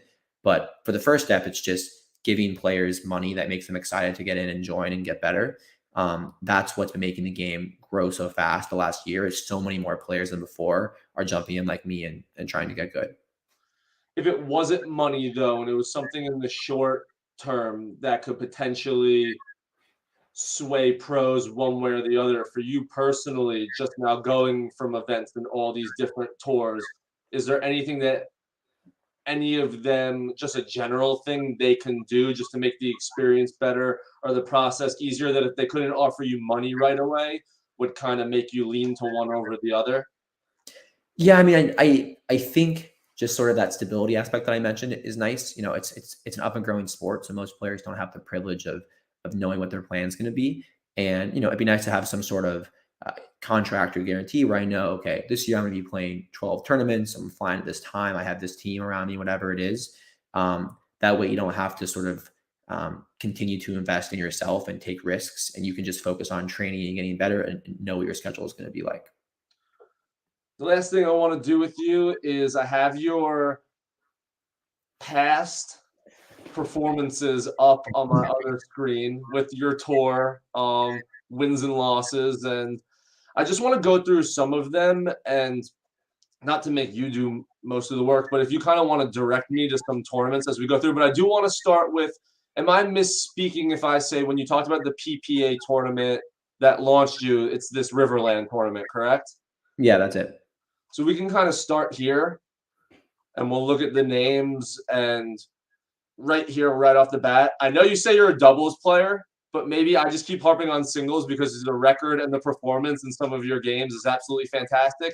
You look right here, the first win against Domenico Giminiani, but then it's Tyler Loom, who's on the show next week, so I'm actually going to bring this up with him. Oh, hell yeah. I love that. Hayden and Jay, who Jay we're trying to get on because my buddy actually just played pickleball with Jay in Florida. so I'm going to try and have him on one week. Like, what was this like, dude? Because these are like household names that you were talking about. Like, you got into this a year before, so you obviously were a fan getting into this, and you said your experience a year ago is walking by these people and being like, oh shit, there's professionals with sponsors. Now you're kicking their ass. What was that like? Yeah, that was absolutely nuts. Not gonna lie. I had not done, anything before that day. I hadn't beat anyone good. I hadn't made any big names. I was really I love how brutally honest you are. You're like, I've done absolutely nothing before that day. So I've been playing on and off for a few months. Did okay in a few tournaments, only in singles again. And I basically decided I'm going to go to Florida for all these tournaments, play a bunch, and hopefully break in, because I had already been wasting a lot of money and time at that point. And so I went to Florida. I signed up for 4 tournaments in a row, only singles, because I didn't have any doubles partners yet, and I honestly wasn't good enough to play pro doubles at that point. I'd already played 2 tournaments the 2 weeks prior at this point, had done, again, just okay. And I don't know what happened that day or what clicked, but I started playing, got a few wins, and just something clicked that day, and I just started playing confident and locking in. And the next thing I knew, I was playing Jay in the quarterfinals, which is a pretty big name for me. And it was on a side court. People weren't really watching, so I wasn't really that aware yet. I was still kind of in this zone. Beat him. And next thing you know, I get a text. That text, you're playing Tyson McGuffin, and I look at the draw, and it's the semifinals, and it's Ben Johns, Tyson, JW Johnson, and me. And I was like the 37th seed. Like I had never played a PPA tournament before, so I had no ranking. And those are probably the 3 best singles players in the world. So that was hilarious. I wanted to look at you. You were the 38th seed, brother. There you go. That's ridiculous. Yeah, and then I walked up to the center court booth, and I'd never played on center court before, to ask them what time is my match going to start? Can I go get food? And they literally said, "Who are you? Like, why are you asking us?" And I was like, "Oh, I'm Alex Neumann. I'm playing the next match on center court." You're like, no, you're not. It was wild. It was a crazy day. I'm sure I know the answer to this, but I just want to see maybe you smirk and maybe give something away by your reaction. When I ask is, I know winning is winning, but was the best feeling maybe taking a game off Tyson, or was winning still, beating the other guys still better? I mean, it's a good point. Both are super cool. I think what was nice about the Tyson match is, it was real. Like, I was on center court. I got nerves again. Like, I really was sort of like, is this real? Like, am I really doing this? Am I good enough? And it could have just easily been a fluke. I could have just gone on center court and totally tanked it. But I lost the first game. I got crushed. I was kind of shell shocked. And then I took a game off of him. And like, I still remember shaking hands after that second game and looking to my kind of friends and like, holy shit, I just literally beat Tyson McGuffin in a game, like on center court. Like, it felt crazy to me. So yes, that was probably the coolest part. Do you have people in your corner normally at these tournaments, like a box or just people there for you? Now I do. Back then, sort of, it was just like the few people I had talked to that day. Well, after this, of course, you probably got a bunch of people reaching out, right? Asking if they could come into your corner now. Yeah, it was funny. And, now at this point, like I've far past the point of thinking these guys are super cool. But that day I literally was still more of a fan, I would say, than a player. And so, yeah, it was definitely a surreal experience. So you hit this one, and what I love about this in your story in general is the fact that you have like a legit inflection point of like, if someone's like, okay, when did this kind of go from like 0 to 100? Not that you weren't a pro before, but like you're saying, you look at this list, bang, bang, bang, plus a win off Tyson. I didn't say it, you said it before this. You hadn't really beaten anyone to make a name. You were 38 seed. Just a side note real quick, how important do you guys take do you guys look at the seeding before the tournaments and actually like take that as status quo as to where you guys rank relative to each other? Or is that just something that you got is kind of laissez-faire at this point? It's just a general rating. Personally, I've never looked at draws in my entire life since my tennis days, so I don't even know who I'm playing before I go on the court. You just get a text now, right? Yeah, literally, that's the first time that I see who I'm playing. But bigger picture, like everyone knows each other. It's still a pretty small sport, so I think people kind of just trust their own judgment over the seeds. Okay, now if you have any off the top of your head, or if not, we can click around. Let me go back to your player lookup. So it changes for you at the Riverland. That's March 10th. Is there anything between now and then, any specific tournament that you just want to highlight and we can kind of look through and you can talk about some people that you were excited to beat or even like surprised that you had never beaten before and it was another one of those moments that you were like, oh shit, I'm for real? Yeah, totally. So an equally funny, but in a different way, tournament is the APP SoCal Classic. Okay. I played mixed. 40K. See, I like when the APP puts the numbers next to it because again, it's not. We're not trying to say it's not about the money, but we all understand money makes stuff real. So you start seeing that kind of figures next to tournaments. It's just super cool for those of us that kind of believe. Yeah. So are we talking about your pro doubles? Yeah, this is it. So this is hilarious because, like I said, I broke in singles first, and almost everyone that you'll see play singles first to break in. Some guys only play singles after that. The next event to kind of get good at is gender doubles, and trying to get good at your own men playing men's doubles. And then the third and the hardest event by far to work on is mixed doubles, because in men's doubles 6 guys can get a medal, 2 people on each team. But in mixed doubles you combine the best of both men and women, so only the top 3 can get a medal. And on top of that, there's just kind of numbers wise fewer really good women than good guys. So it's really hard to find a good partner as a guy breaking in. And I had set a goal for myself to get my first singles medal in this trip in California in June. That was like my next big pro accomplishment, which I still have not done. But nowhere in my mind was I planning to get a doubles medal. I was totally fine. I'm a pretty ambitious person, not going to get a doubles medal. I was content just working on my game, seeing what happened. Especially in mixed, because I had not won a single match in mixed doubles. I'd only played one event before. In your life? In my life. So if you look on the first match win number 4 there, that was my first time in the morning ever winning a match in pro mixed doubles. And at that point you were probably like, all right, this is good. Back to, the singles. Anything more is extra. Yeah, I mean, I'll be honest. I played awful in that match. It was terrible. Paris is great. I mean, that was a big factor for sure. I came out super tight because I hadn't played mixed doubles before, and it took me a few matches to warm up. And then, Paris obviously was a huge reason why we won. But yeah, pretty hilarious day. And there's some big names here.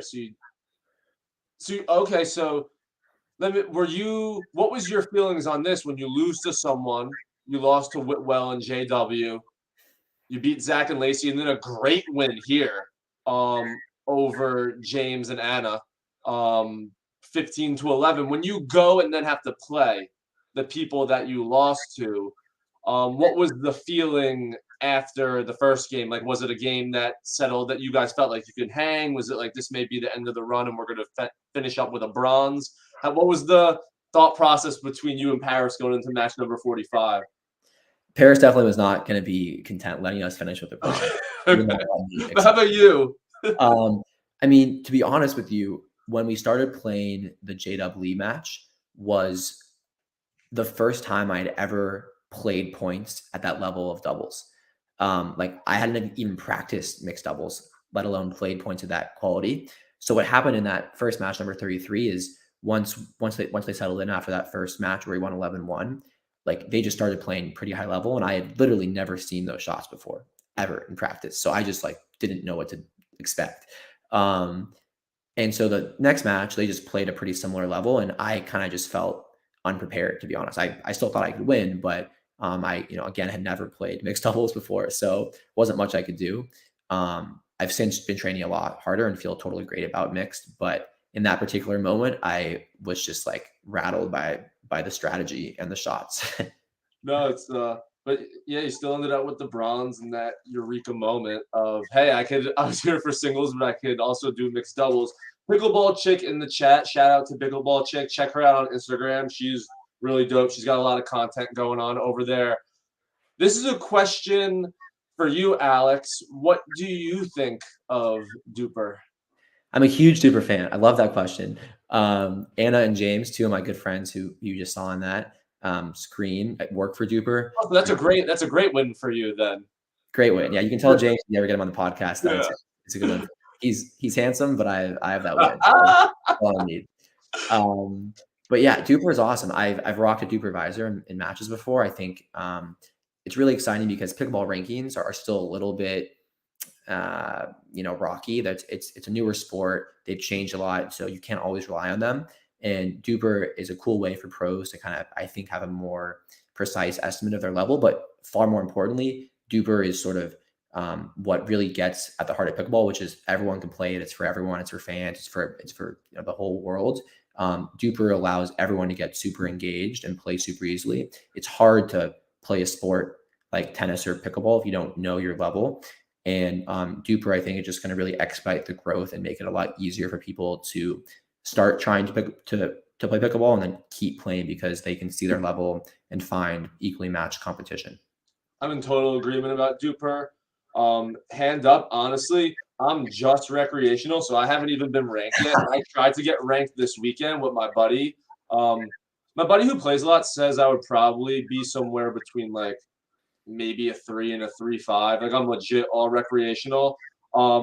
We didn't get in though to the Duper thing because I guess there were so many people that were trying to get ranked. But I'm gonna continue to do it because I agree with you. Like it's very, very important to like, hey, if he's a 4 and I'm a 3, to know that we're a combined 7. We don't want to run around and play 4s or play 10 or whatever, like we want to go find, anywhere from like a 6.5 to a 7.5 if we're actually trying to spend our time somewhat wisely. Yeah, 100%. So I think I took enough of your time tonight, my good sir. The last 2 things I want to leave you with is you got to promise me 2 things. One is I get you on again sometime soon.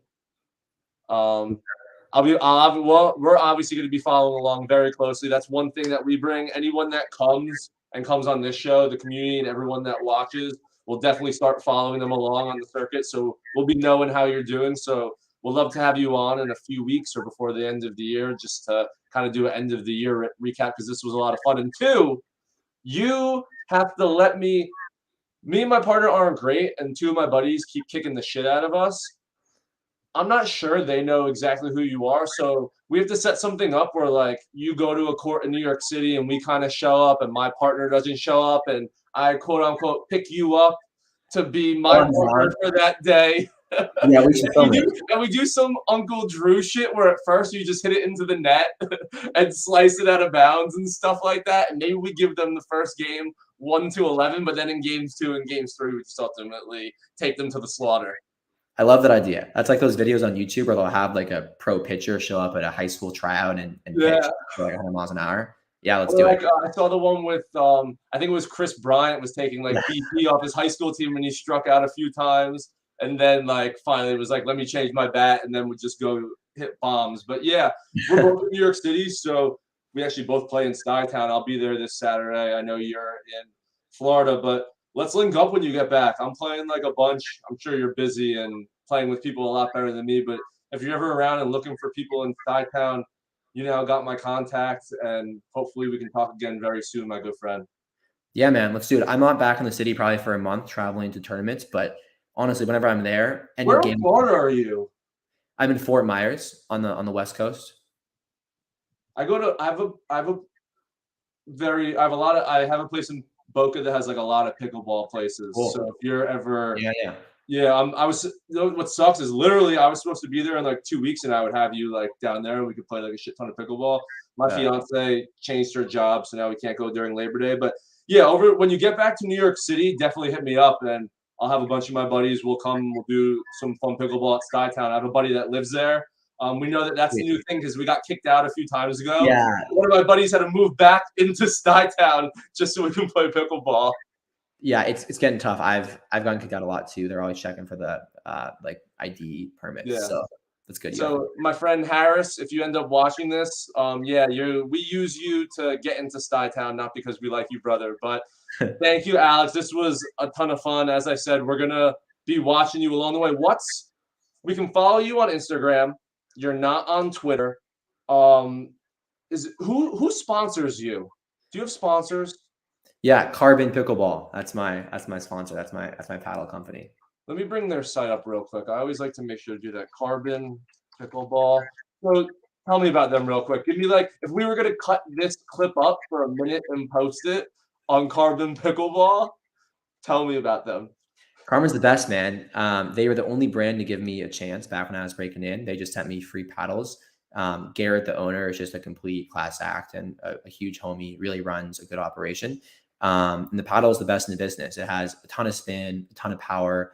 They have a longer option for folks that like to play tennis, have like a tennis racket feel. They have smaller options for other people. Just the best combination to me of a paddle and a great company. And you know, it meant a lot. They were the first brand to give me a chance. So I'll always stay true to Carbon. All right. So we know where you've been. We know who sponsors you. We know where to follow you. We know what's in your bag with this Carbon paddle. Where can we next see you play? What's on your schedule coming up? I'm playing APP Philadelphia in 2 weeks. Okay. Playing APP Chicago after that, and then Atlanta, and a whole host of tournaments the rest of the year. My goal is to get called up, drafted into MLP for the next edition of Major League Pickleball, which is in September. So hopefully check me out there, but to be determined. Okay, so we'll be checking you out. It's the APP Philly, you said, is the next one in 2 weeks. So we'll be tuning into that. I'll probably be live tweeting it, honestly. I like watching and like live tweeting like who's up and who's down. That's why I was asking you if you're on Twitter, because I was actually more active on Twitter, and we're slowly going over to Instagram because that's where I see a lot of the pickleball content is. But no, I legit love following it along. So one of the reasons I love doing this is now I have people that, you know, I have a vested interest in rooting. So first it was Elise, and now it's you, the grand wizard of pickleball, Alex Neumann. Have some fun with the weather in Florida, my friend. When you get back in a month, I'm going to hold you to it. If I don't get a text, if I don't get a message from you by the end of September, I'm going to be reaching back out to you, and we'll link up for a weekend down in Stuytown together. All right, brother? Promises. Let's do it. Have a great night. Thank you, my friend. Peace. Peace. Thank you, everyone. That was a great episode 2 of Pickle Juice. Alex Neumann, check him out on Instagram. Follow him. He's fantastic. I know he didn't want to give himself as much props in singles, but he is the 25th ranked singles player in the world, and he's not even focusing on that. So I find that pretty incredible. Everyone, if you're sick of listening to me ramble for the past hour and you want to take a break for the next 30 seconds to a minute, we're going to hit a commercial break, and the fellas will be back with the next segment of What the Shh. But that's it for me tonight. Check us out next week for episode 3 of Pickle Juice, and we'll have our buddy Tyler Loom on. Good night and love you all. Peace.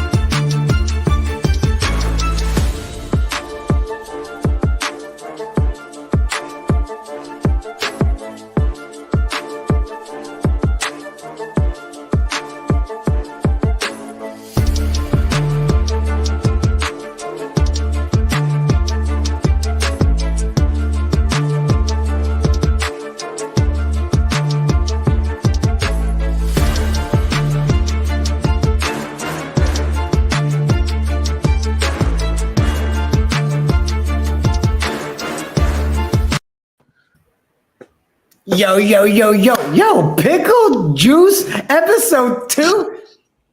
Yo, I'm loving learning about pickleball, bro. I'm telling you. Dude, it's huge out here in SoCal, California, man. Like, I mean, literally, you know, I work in the parks on the weekends. Every morning, I got to kick off the old people. Get out of here. You know, that you heard about J.J. Watt getting smoked by an old lady, right? Like, come on. It's crazy, man, because it's like you hear that about everywhere, right? Pickle Juice popping up here. Drew Brees buys a team. Jamie Foxx. I mean, it's just one after another. Things are doing great. Guys, before we jump into our next topics, I want to talk about the fact that Knights of Degen wasn't going to do football season without having college football being covered check out our new intro for our newest show with one of our boys, Dr. DiCatrio, as one of the main hosts of our newest show. Check it out, KOD University.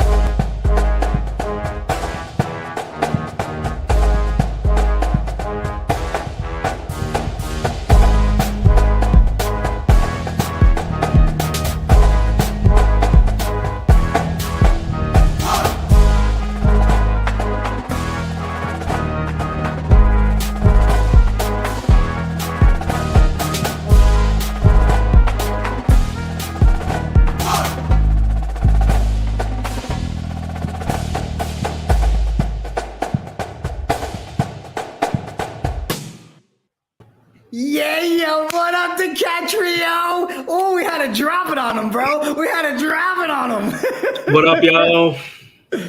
Bro, What's going on?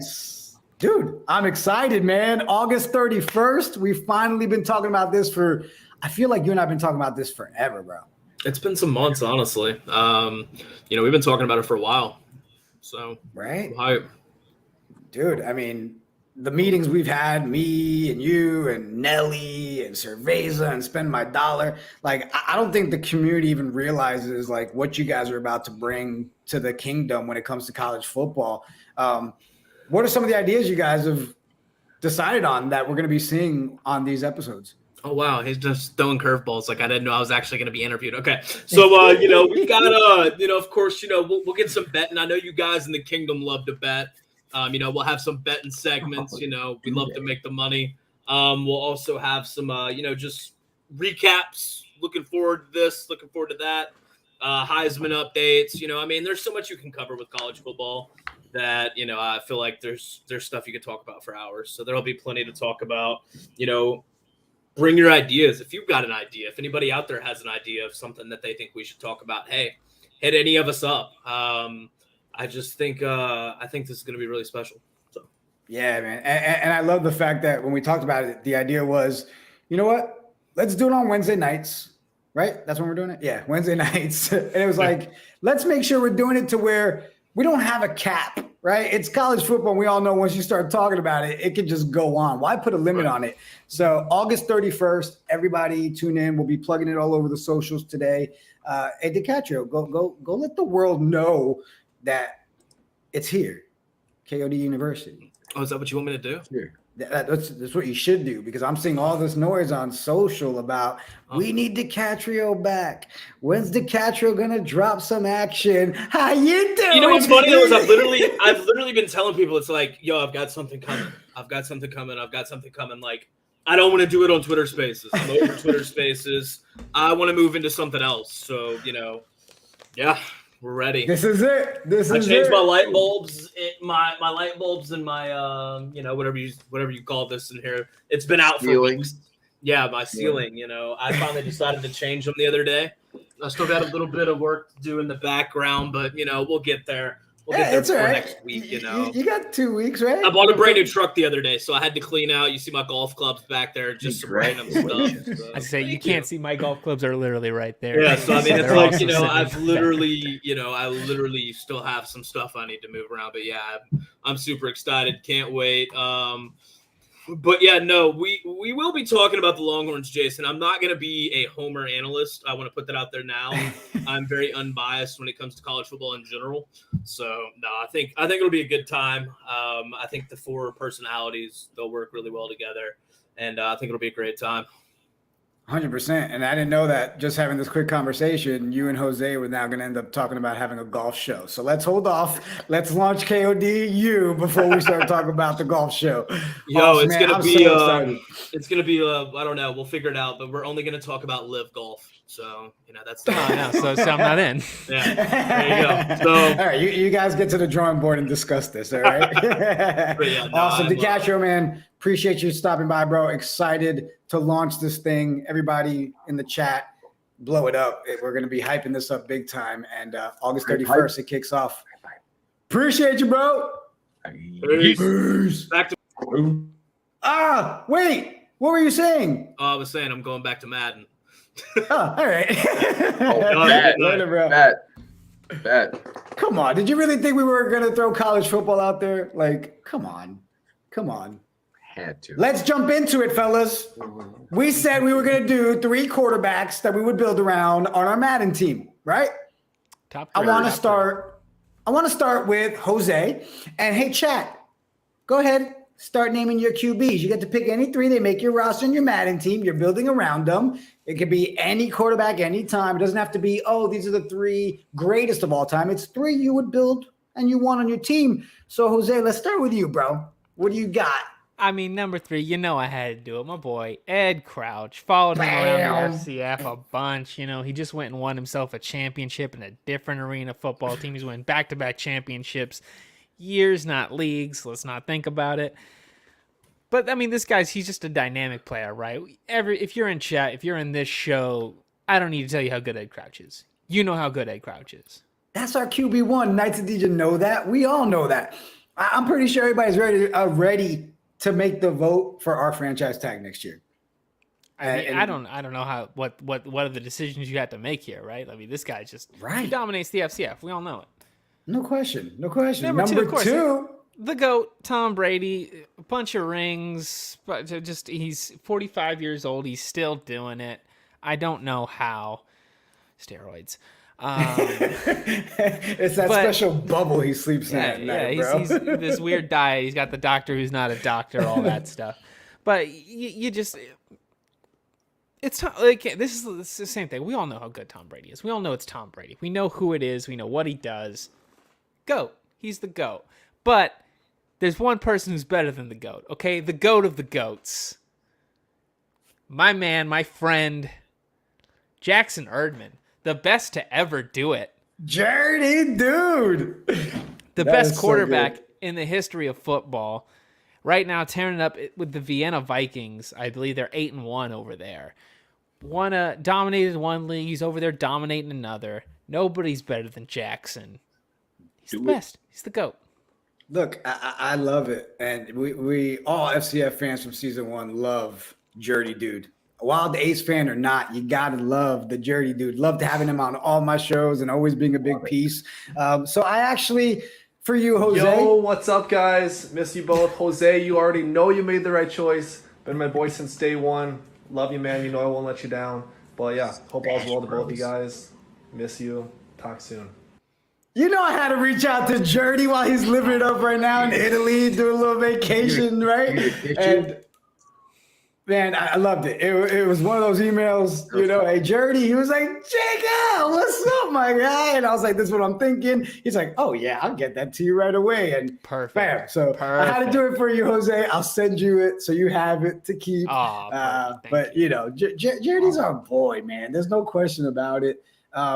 Look, I think those were good choices. And so, off of what I thought any of us was going to do, right?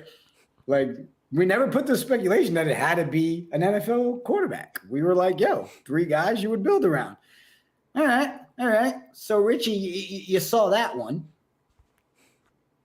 Your turn. Oh, he's muted. Yeah, because I've been, see what happens when I don't pay attention? Coming in at number 3. Take a shot, fools. Drink it. Take a shot, baby. Do it. Do your shot. Come on, man. The guy did what he needed to do the year he gets traded from the Detroit Lions. Congrats. Go get it. I think I just lost my headset. Go get it. All right. So of course we knew Stafford. Jose, did we doubt that Stafford would be on his list? I'm surprised it's this low. Right? When he said no, coming in 3, I was like, are you okay? Are you sure? Number 3? I'm going to throw a terrible here. Number 2, what you got, bro? I don't know. Can you guys hear the double back feed? Because my headset died. So, you're good. Not really that. You had to give the man his due for the Philadelphia Eagles.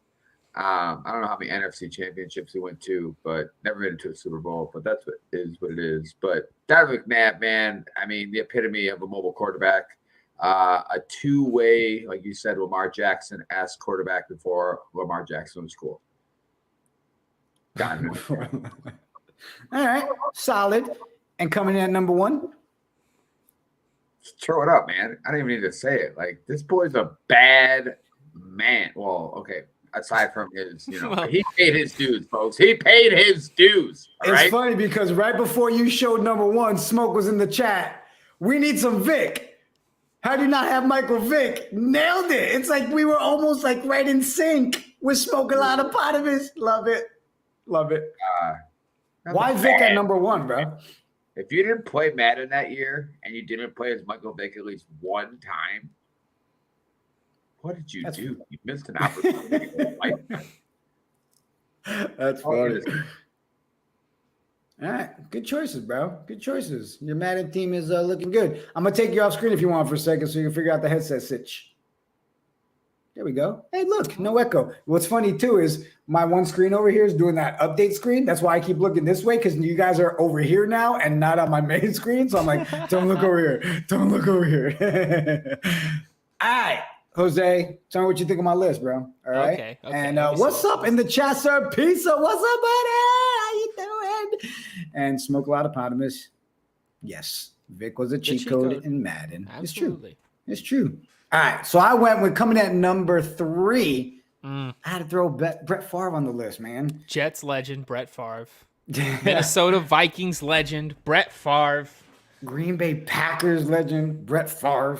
I not even because he played for the Jets, right? Growing up, you still loved watching Brett Favre, right? And that to me was like a time where it was that old school football. Man having a broken thumb, taking some pills and just popping up and just getting out there and just tearing it up. So I was big Brett Favre fan. And then he came to the Jets and, got injured. Just a bit before my generation. Like, I think, like, really when I started, like, knowing football, Favre was on the Jets. It was, like, that year. Right. And thanks for pointing out that I'm old. Number 2, not because the stats were amazing, but it's the only man that's ever brought my team that I haven't been able to witness a Super Bowl. And you know what? I got to give the man brownie points for his off-the-field studness. All right. To this day, I don't think anybody else can pull off underwear commercials the way Joe Namath did as an athlete. All right. Broadway Joe had to get my number 2, Jose. You got something to say about Joe Namath? I mean, when I just think Joe Namath to me is just the old guy in the fur coat. Like, that's all I can think of when I think of Joe Namath. Okay. I'll give you that. And then what I did at number 1, and I think it'll shock you, Peyton Manning. Another one that I love to watch play. I mean, come on, man. To this day, he's still the originator of Omaha. Like, I was like, oh, something's going to happen. He's calling that audible. Peyton Manning, to me, was a freaking stud, bro. So that would be my 3, building up our Madden team. Dude, our Madden league on sim mode is going to be ridiculous. Yeah, we're going to have to, like, somebody's got to do the creative character and get my quarterbacks in there, but 100%. And most of them will have to put it. And if I don't see a journey dude with the character having the long hair, like perfectly done, we're doing this all wrong. So solid. All right, cool. I thought that was a good start. yeah, I've been working on the graphic, bro, for each of our top teams. 3, man. That was a good top 3. Yeah, the graphic, I've been working on it, showing the receivers and the quarterback. So when we're all done with this, it's I can't wait. I can't wait to see what our teams look like at the end of this. Yeah, it's gonna be dope. So I chose quarterbacks for this week. You want It's to got to be running backs next week, right? That's who we need, right?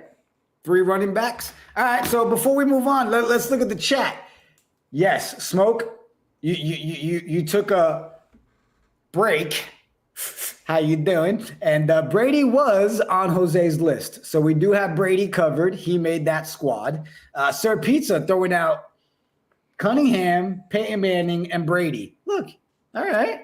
Solid list. Yeah, Randall Cunningham, running the original mobile quarterback GOAT. Facts. Love Randall Cunningham.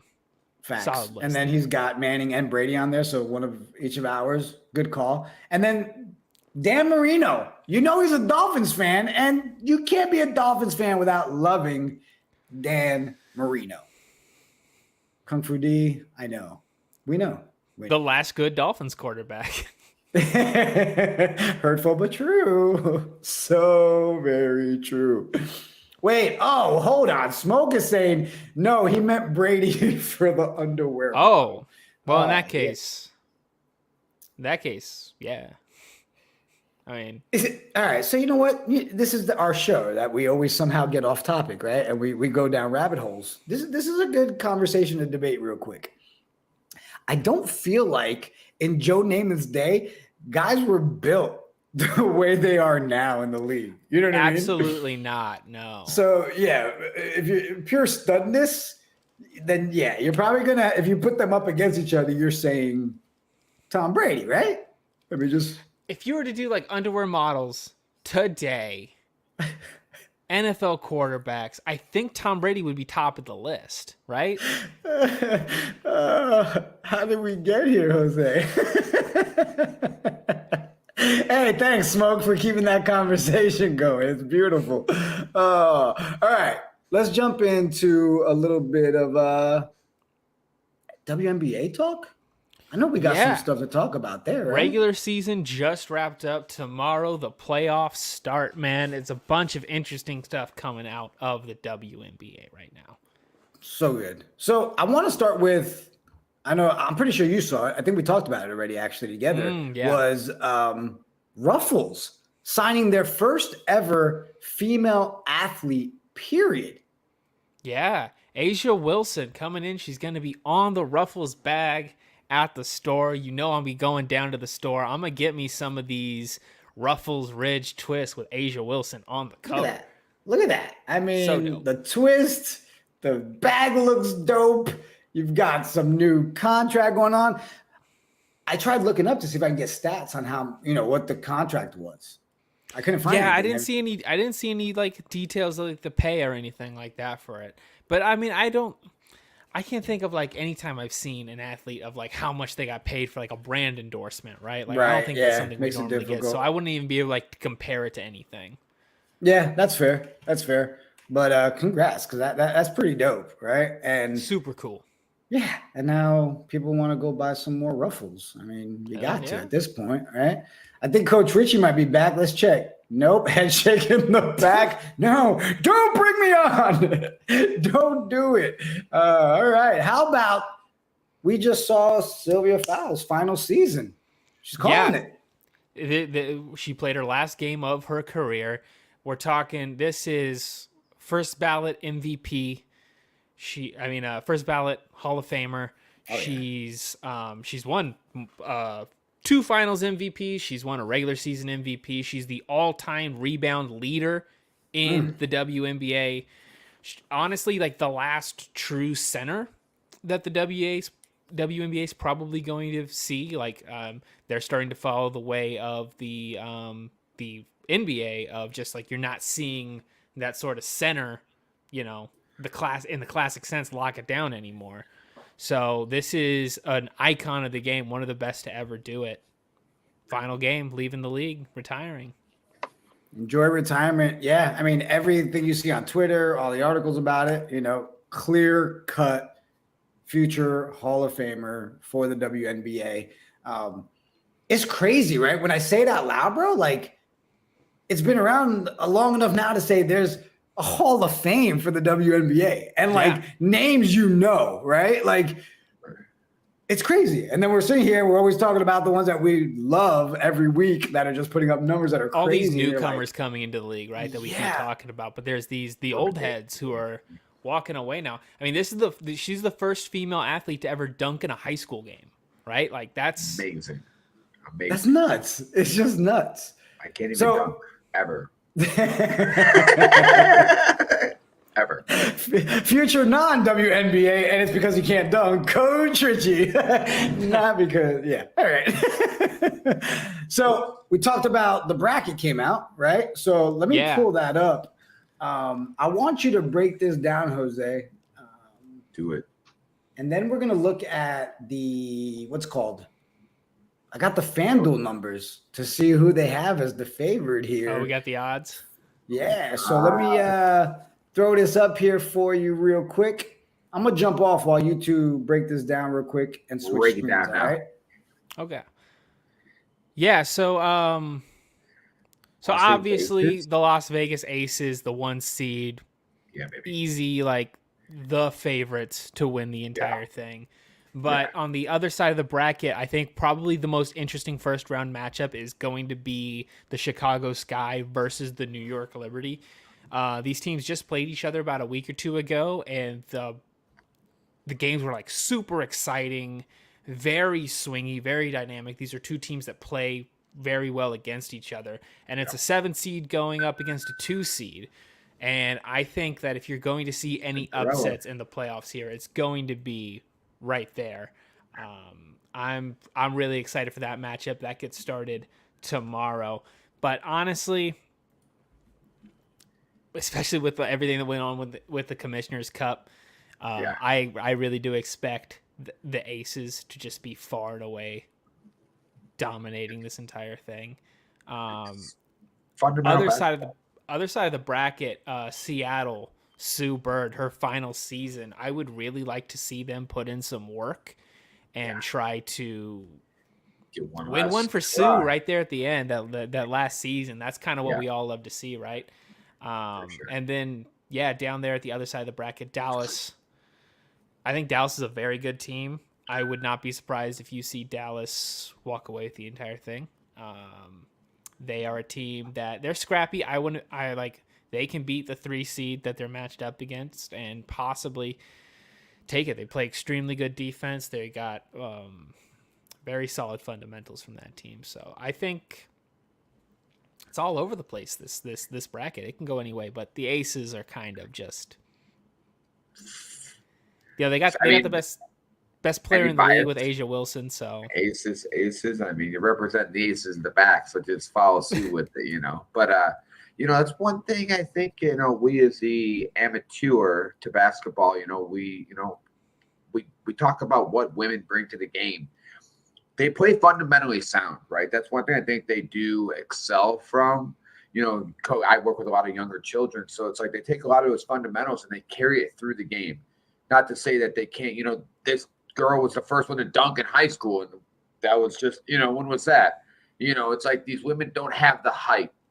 They don't have the LeBron James builds to explode to the rim. So they, it's the essence of team basketball, which, you're teaching at the very core of basic basketball when you teach these little children. And it's like, it's cool to see how they just elevate that team basketball to the next level, right? Because, I mean, these women are straight balling. Like, I'm an amateur at best basketball player and not even that, So to go to that next level, you're a professional, man. It's amazing to see that what these women can do and the product they put out on the court. Yeah, and what you're seeing a lot more is that the league is moving more into line with sort of what you see from the NBA, where it's starting to be more that like make or miss league from 3, right? When the Liberty are shooting good from 3, it seems like nobody can beat them, but that's such a swingy style of basketball, right? That like they get in holes sometimes just from putting up those threes. So but they have this weapon over there that seems to be a really big piece. I mean, I'm pretty sure we know who I'm talking about, right? Yeah, Sabrina is arguably the best player in the league. I honestly, my picks for the finals this year, I do think that the Liberty have a chance to upset Chicago in this first round. Chicago's obviously a very, very good team. It's going to be a tough matchup, but if anybody can handle it, I think it's the Liberty. I think it's going to be Vegas versus Liberty in the finals here. That would be my guess. On the shot. But Vegas is like a juggernaut right now. They seem That's what I was about to say. hard It's stop. so hard to bet against them, right? And it's like you still have that hope that Liberty is going to be that one there against them. But I don't know, man. Like me, I don't even think I'm going to put the DJ bet on this one. Like I can't. Yeah. I don't think I can. Like someone has to, in our Knights Edition community, convince me. Please tell me why I should not put the money on Vegas. Jose, if you're a betting man, are you betting? Yeah, like especially if you watch the Commissioner's Cup, like Vegas can be so dominant when it like really matters. They'll just absolutely blow out another team. So, I mean, if the Liberty make it through Chicago, I really think that they have a chance. Like, because that's such a big matchup for them in the first round. I think they easily clear at the semifinals if they beat that matchup. But it's kind of a good like- thing too, right? They've got their biggest hurdle right off the gate. yeah, Right. That'll set the tone for them, hands down, to get absolutely. If we end up with Vegas versus the Sky in the finals, that could be it. Like you would expect that to be a toss-up. You'd expect that to be like a very good matchup. But that's what we saw in the Commissioner's Cup, and Vegas blew them out. So who knows? And that money line will change big time if it's those two, right? In that final. Richie, do you have a team that you're leaning towards on this, or you stay away from the WNBA betting? I don't bet in general because I hate to see myself lose $1. So it's the only time I hop in the nights DJ poker is when it's a free roll for the hoodie. All right, guys, and that's usually on Tuesday nights. So I'm usually not doing too good because I'm over here trying to bet. So I don't like to bet anymore. I lost all my money in high school.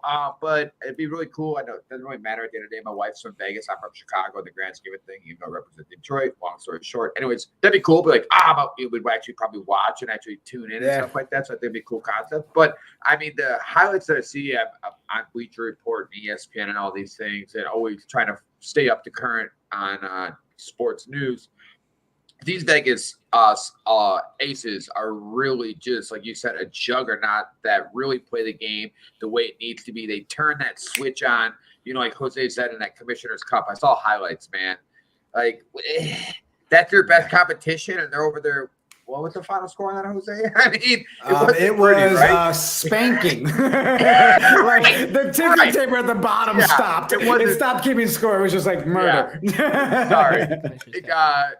We just put in the white flag. Yeah. So, I mean, I thoroughly think I should get more involved in the NBA but the women's NBA version, obviously, but too much time gets passed. So good luck to those women. Hope they have a great rest of the season. For sure. Guys, let's jump into a little bit of MLB talk, right? We like to cover the sports every Tuesday. I want to start with, and I know Jose will love this topic. Go ahead. I'll even let you bring it up. Yeah. The Shohei surprise. Just the other night, Shohei just decided to go out there and throw a two-seam sinker in the repertoire, just out of nowhere. Out of nowhere. He's like, oh, guys, I added something new. And it was like filthy. Like every now and then you hear like one of the better pitchers in the league being like, during the off season, we really worked at it. We added a new pitch to the repertoire and we're going to start working that into the game. Shohei just went out there and just started throwing a new pitch. And he's throwing it with good speed. It's got a lot of break to it. What's crazy is a sign for it. He said he's like, two-seam fastball. He's like, bro, why is this dropping? Right? He's like hitting that little machine that they use now, and he's like, what the hell is he throwing, right? What is SOS. But isn't it crazy? Because like you said, Jose, you hear about it in the offseason, right? There's stuff coming like, ooh, so-and-so's added this to – you haven't heard anything about Shohei doing that. Like, it literally just bam. Yeah, like – Shohei's always had good stuff, right? But I mean, he was like, I remember when he was coming to the league, the talk of him was like he was a power arm pitcher, right? He was just throwing flames down the middle. And now it seems like he's got he's turning into like an actual ace of just like having all this nasty stuff, and he's just dropping a new pitch in the middle of the season. It's ridiculous. Still hits home runs. Yeah, exactly. I mean, can you imagine? Nailed it. Can you imagine, though, when he gets more and more comfortable with it, like how filthy that sinker's going to be? Because you can see, right, it looked good, but it still needs a little bit more of that velocity, right? You can tell I'm working it in, and he's still maybe second-guessing it. But the fact that he just said, you know what, I'm going to start doing it, I have a feeling, dude, if he really starts picking up on that, that's just it's just. I mean, it's just like it's just out of nowhere. The best player we've ever seen just got better. That's debatable. Man. It's generational. It's got Steph Curry. You got Shohei. I mean, we don't need to even talk about LBJ, LeBron James. You know what I mean? But like, these are moments in our time that we're gonna look back and we're gonna tell our children's children, like, man, this guy literally came up out of nowhere, freaking decided to throw a two-seam sinker. What the heck, So these are moments that we need to encapsulate. Yeah, it's true. They're really amazing. Yeah. I mean, and again, we can always have the debates about, MVPs and all that, but this is just so huge from a player perspective to add that to his repertoire. It's just nasty. And if they actually end up trading him next season, right? You still hear the rumors. You know what? Maybe we should add. I'm hearing San Francisco's in on it. Oh. No, the worst part is you saw the last report. Speaking of San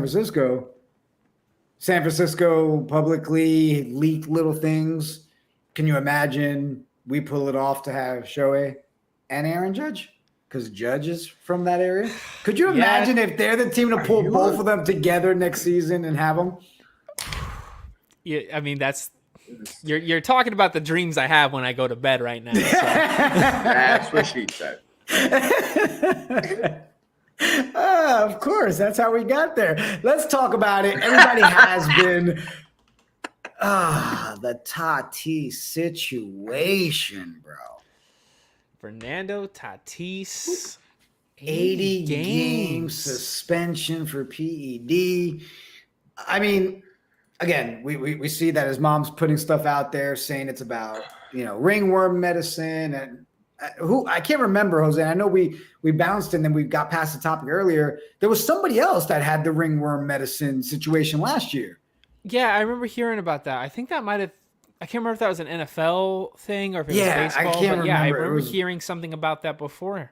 And it's just like, obviously a guy coming off an injury, especially like the one that he had, right? Finding out that they're using, performance enhancers, it's not unbelievable trying to get back into the game. That's one of the major things that those performance enhancers do is they help you recover faster. So this is just, man. And it's like, and then of course it opens the floodgates, right? Like, I believe there's family ties with PED stuff. Yeah, if I'm not mistaken. I do remember hearing something about Fernando Tatis Sr. at some point with the PED situation. Yeah. Yeah. Seems weird. Really weird. Now, if it's the ringworm thing, and let's say it is, right? We can't sit here. Obviously, we just talk about it. We can't sit here and say, yeah, it was wrong, whatever. Yep. Is there no way to really find out and test? Like, yeah, you know what? It is because of, you know what I'm saying? Like, because of ringworm medicine. If that is the case, it's still on him that he did a terrible job of notifying the team that, hey, I have ringworm.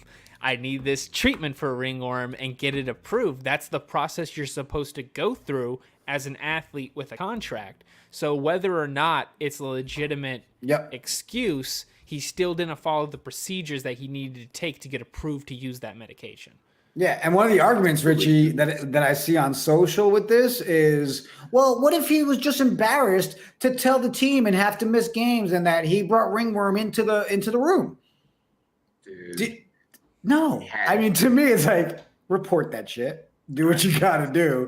You're giving up one game or two while you're taking your medicine and dealing with this opposed to an 80-game suspension. That's leading into next year. I mean, they literally canceled Fernando Tatis Jr. bobblehead day on September 2nd. First of all, what the hell happens to all those bobbleheads? They sent them to us. We'll take some bobbleheads. Yeah, we'll take some bobbleheads. I can see Richie now. We get the bobblehead. He's drawing little ringworms on his neck. Hey. Curvature. Did you guys see the one where Rodolfo Castro? This dude running into third, slides, and his cell phone pops out of his damn pocket. And now, 1-game suspension. Supposedly, they checked on everything, right? There was no data usage. They can confirm it. There was no communication. How do you play a game of baseball and not realize you've got your cell phone in your pocket? Think about it. First of all, you know what? Let's be nice. Okay, you're not cheating. They're saying you didn't. He says he didn't. Okay. You're not married. I mean, maybe she slid up in them DMs and he was like, yo, you know what? I gotta have this phone. You know what I mean? Like that could have been the situation. But Do you think, Jose, one game is enough? I'm surprised he's getting a suspension for it. I mean,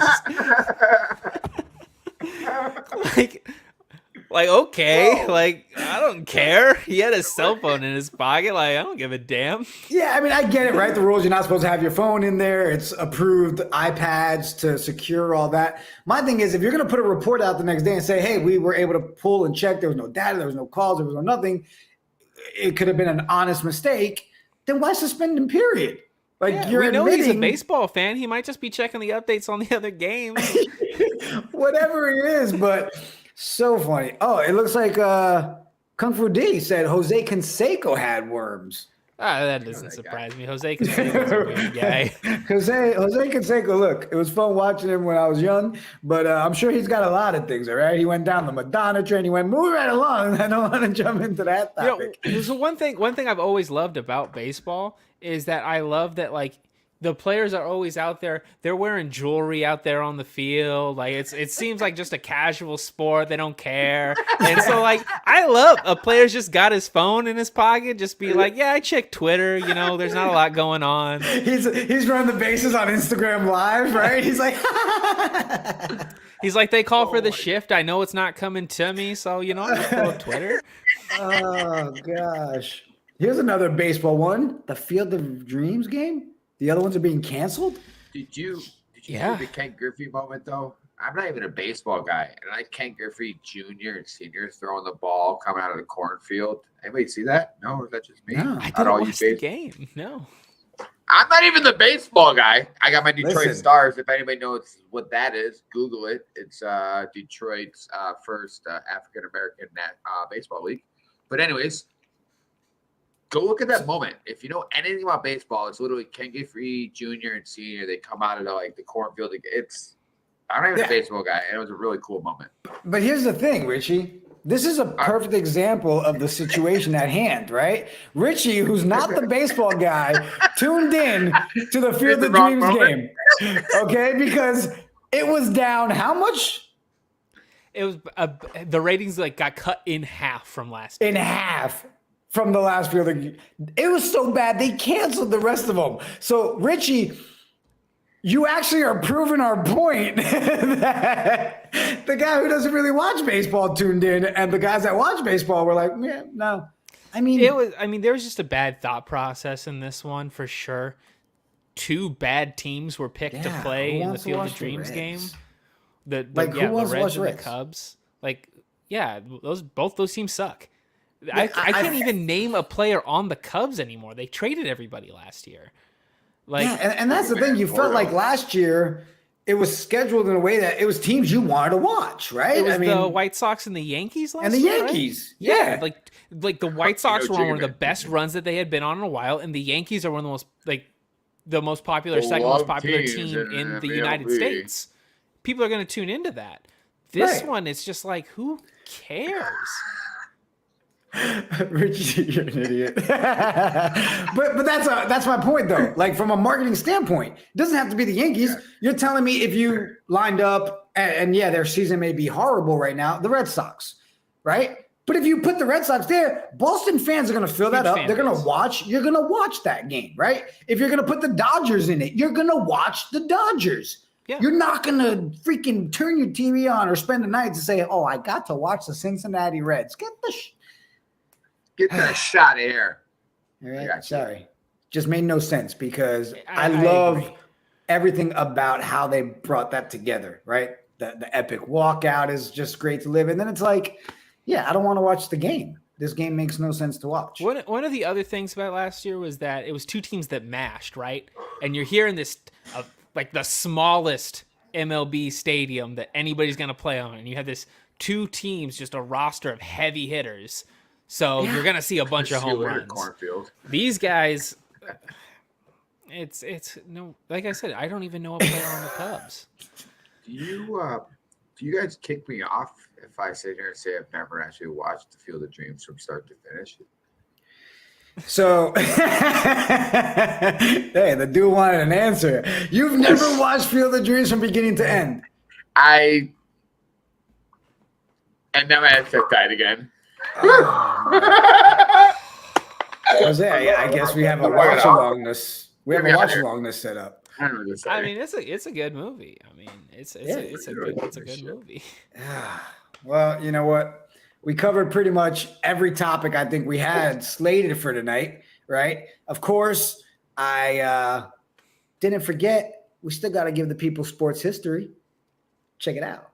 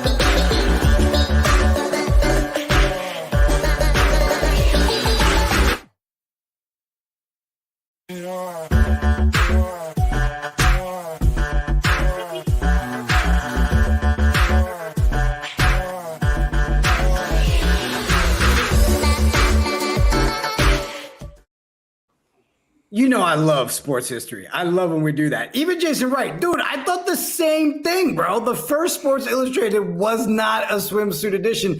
And isn't it crazy? 1954 was the first edition. Like, that's forever, bro. I mean, yeah, but you gotta think, like, in like the lexicon of sports history, that's like 200 years into the MLB, right? It's so You're nuts. focused on Swimsuit Illustrated. I was focused on all the other amazing things that were happening. Man, I appreciate everybody in the chat hanging out. Love our Tuesday nights. We're going to be restructuring things a little bit going into next week. Pickle Juice will now be standalone at 9 p.m. to 10 p.m. Eastern with What the kicking off at 10 p.m. Eastern on Tuesday with Jose Ruckus, Coach Richie, and myself. Guys, we have a lot of stuff planned. Appreciate Jose, Richie. Love you guys. Love our Tuesday nights. And, man, we've got a lot coming up in the next couple weeks. And I can't wait to start breaking into some fantasy sleepers. We got to start getting into that mode, guys. We got to get ready for these auction drafts, the whole nine. Like, we've got some work to do, right? Absolutely. Appreciate everybody hanging out.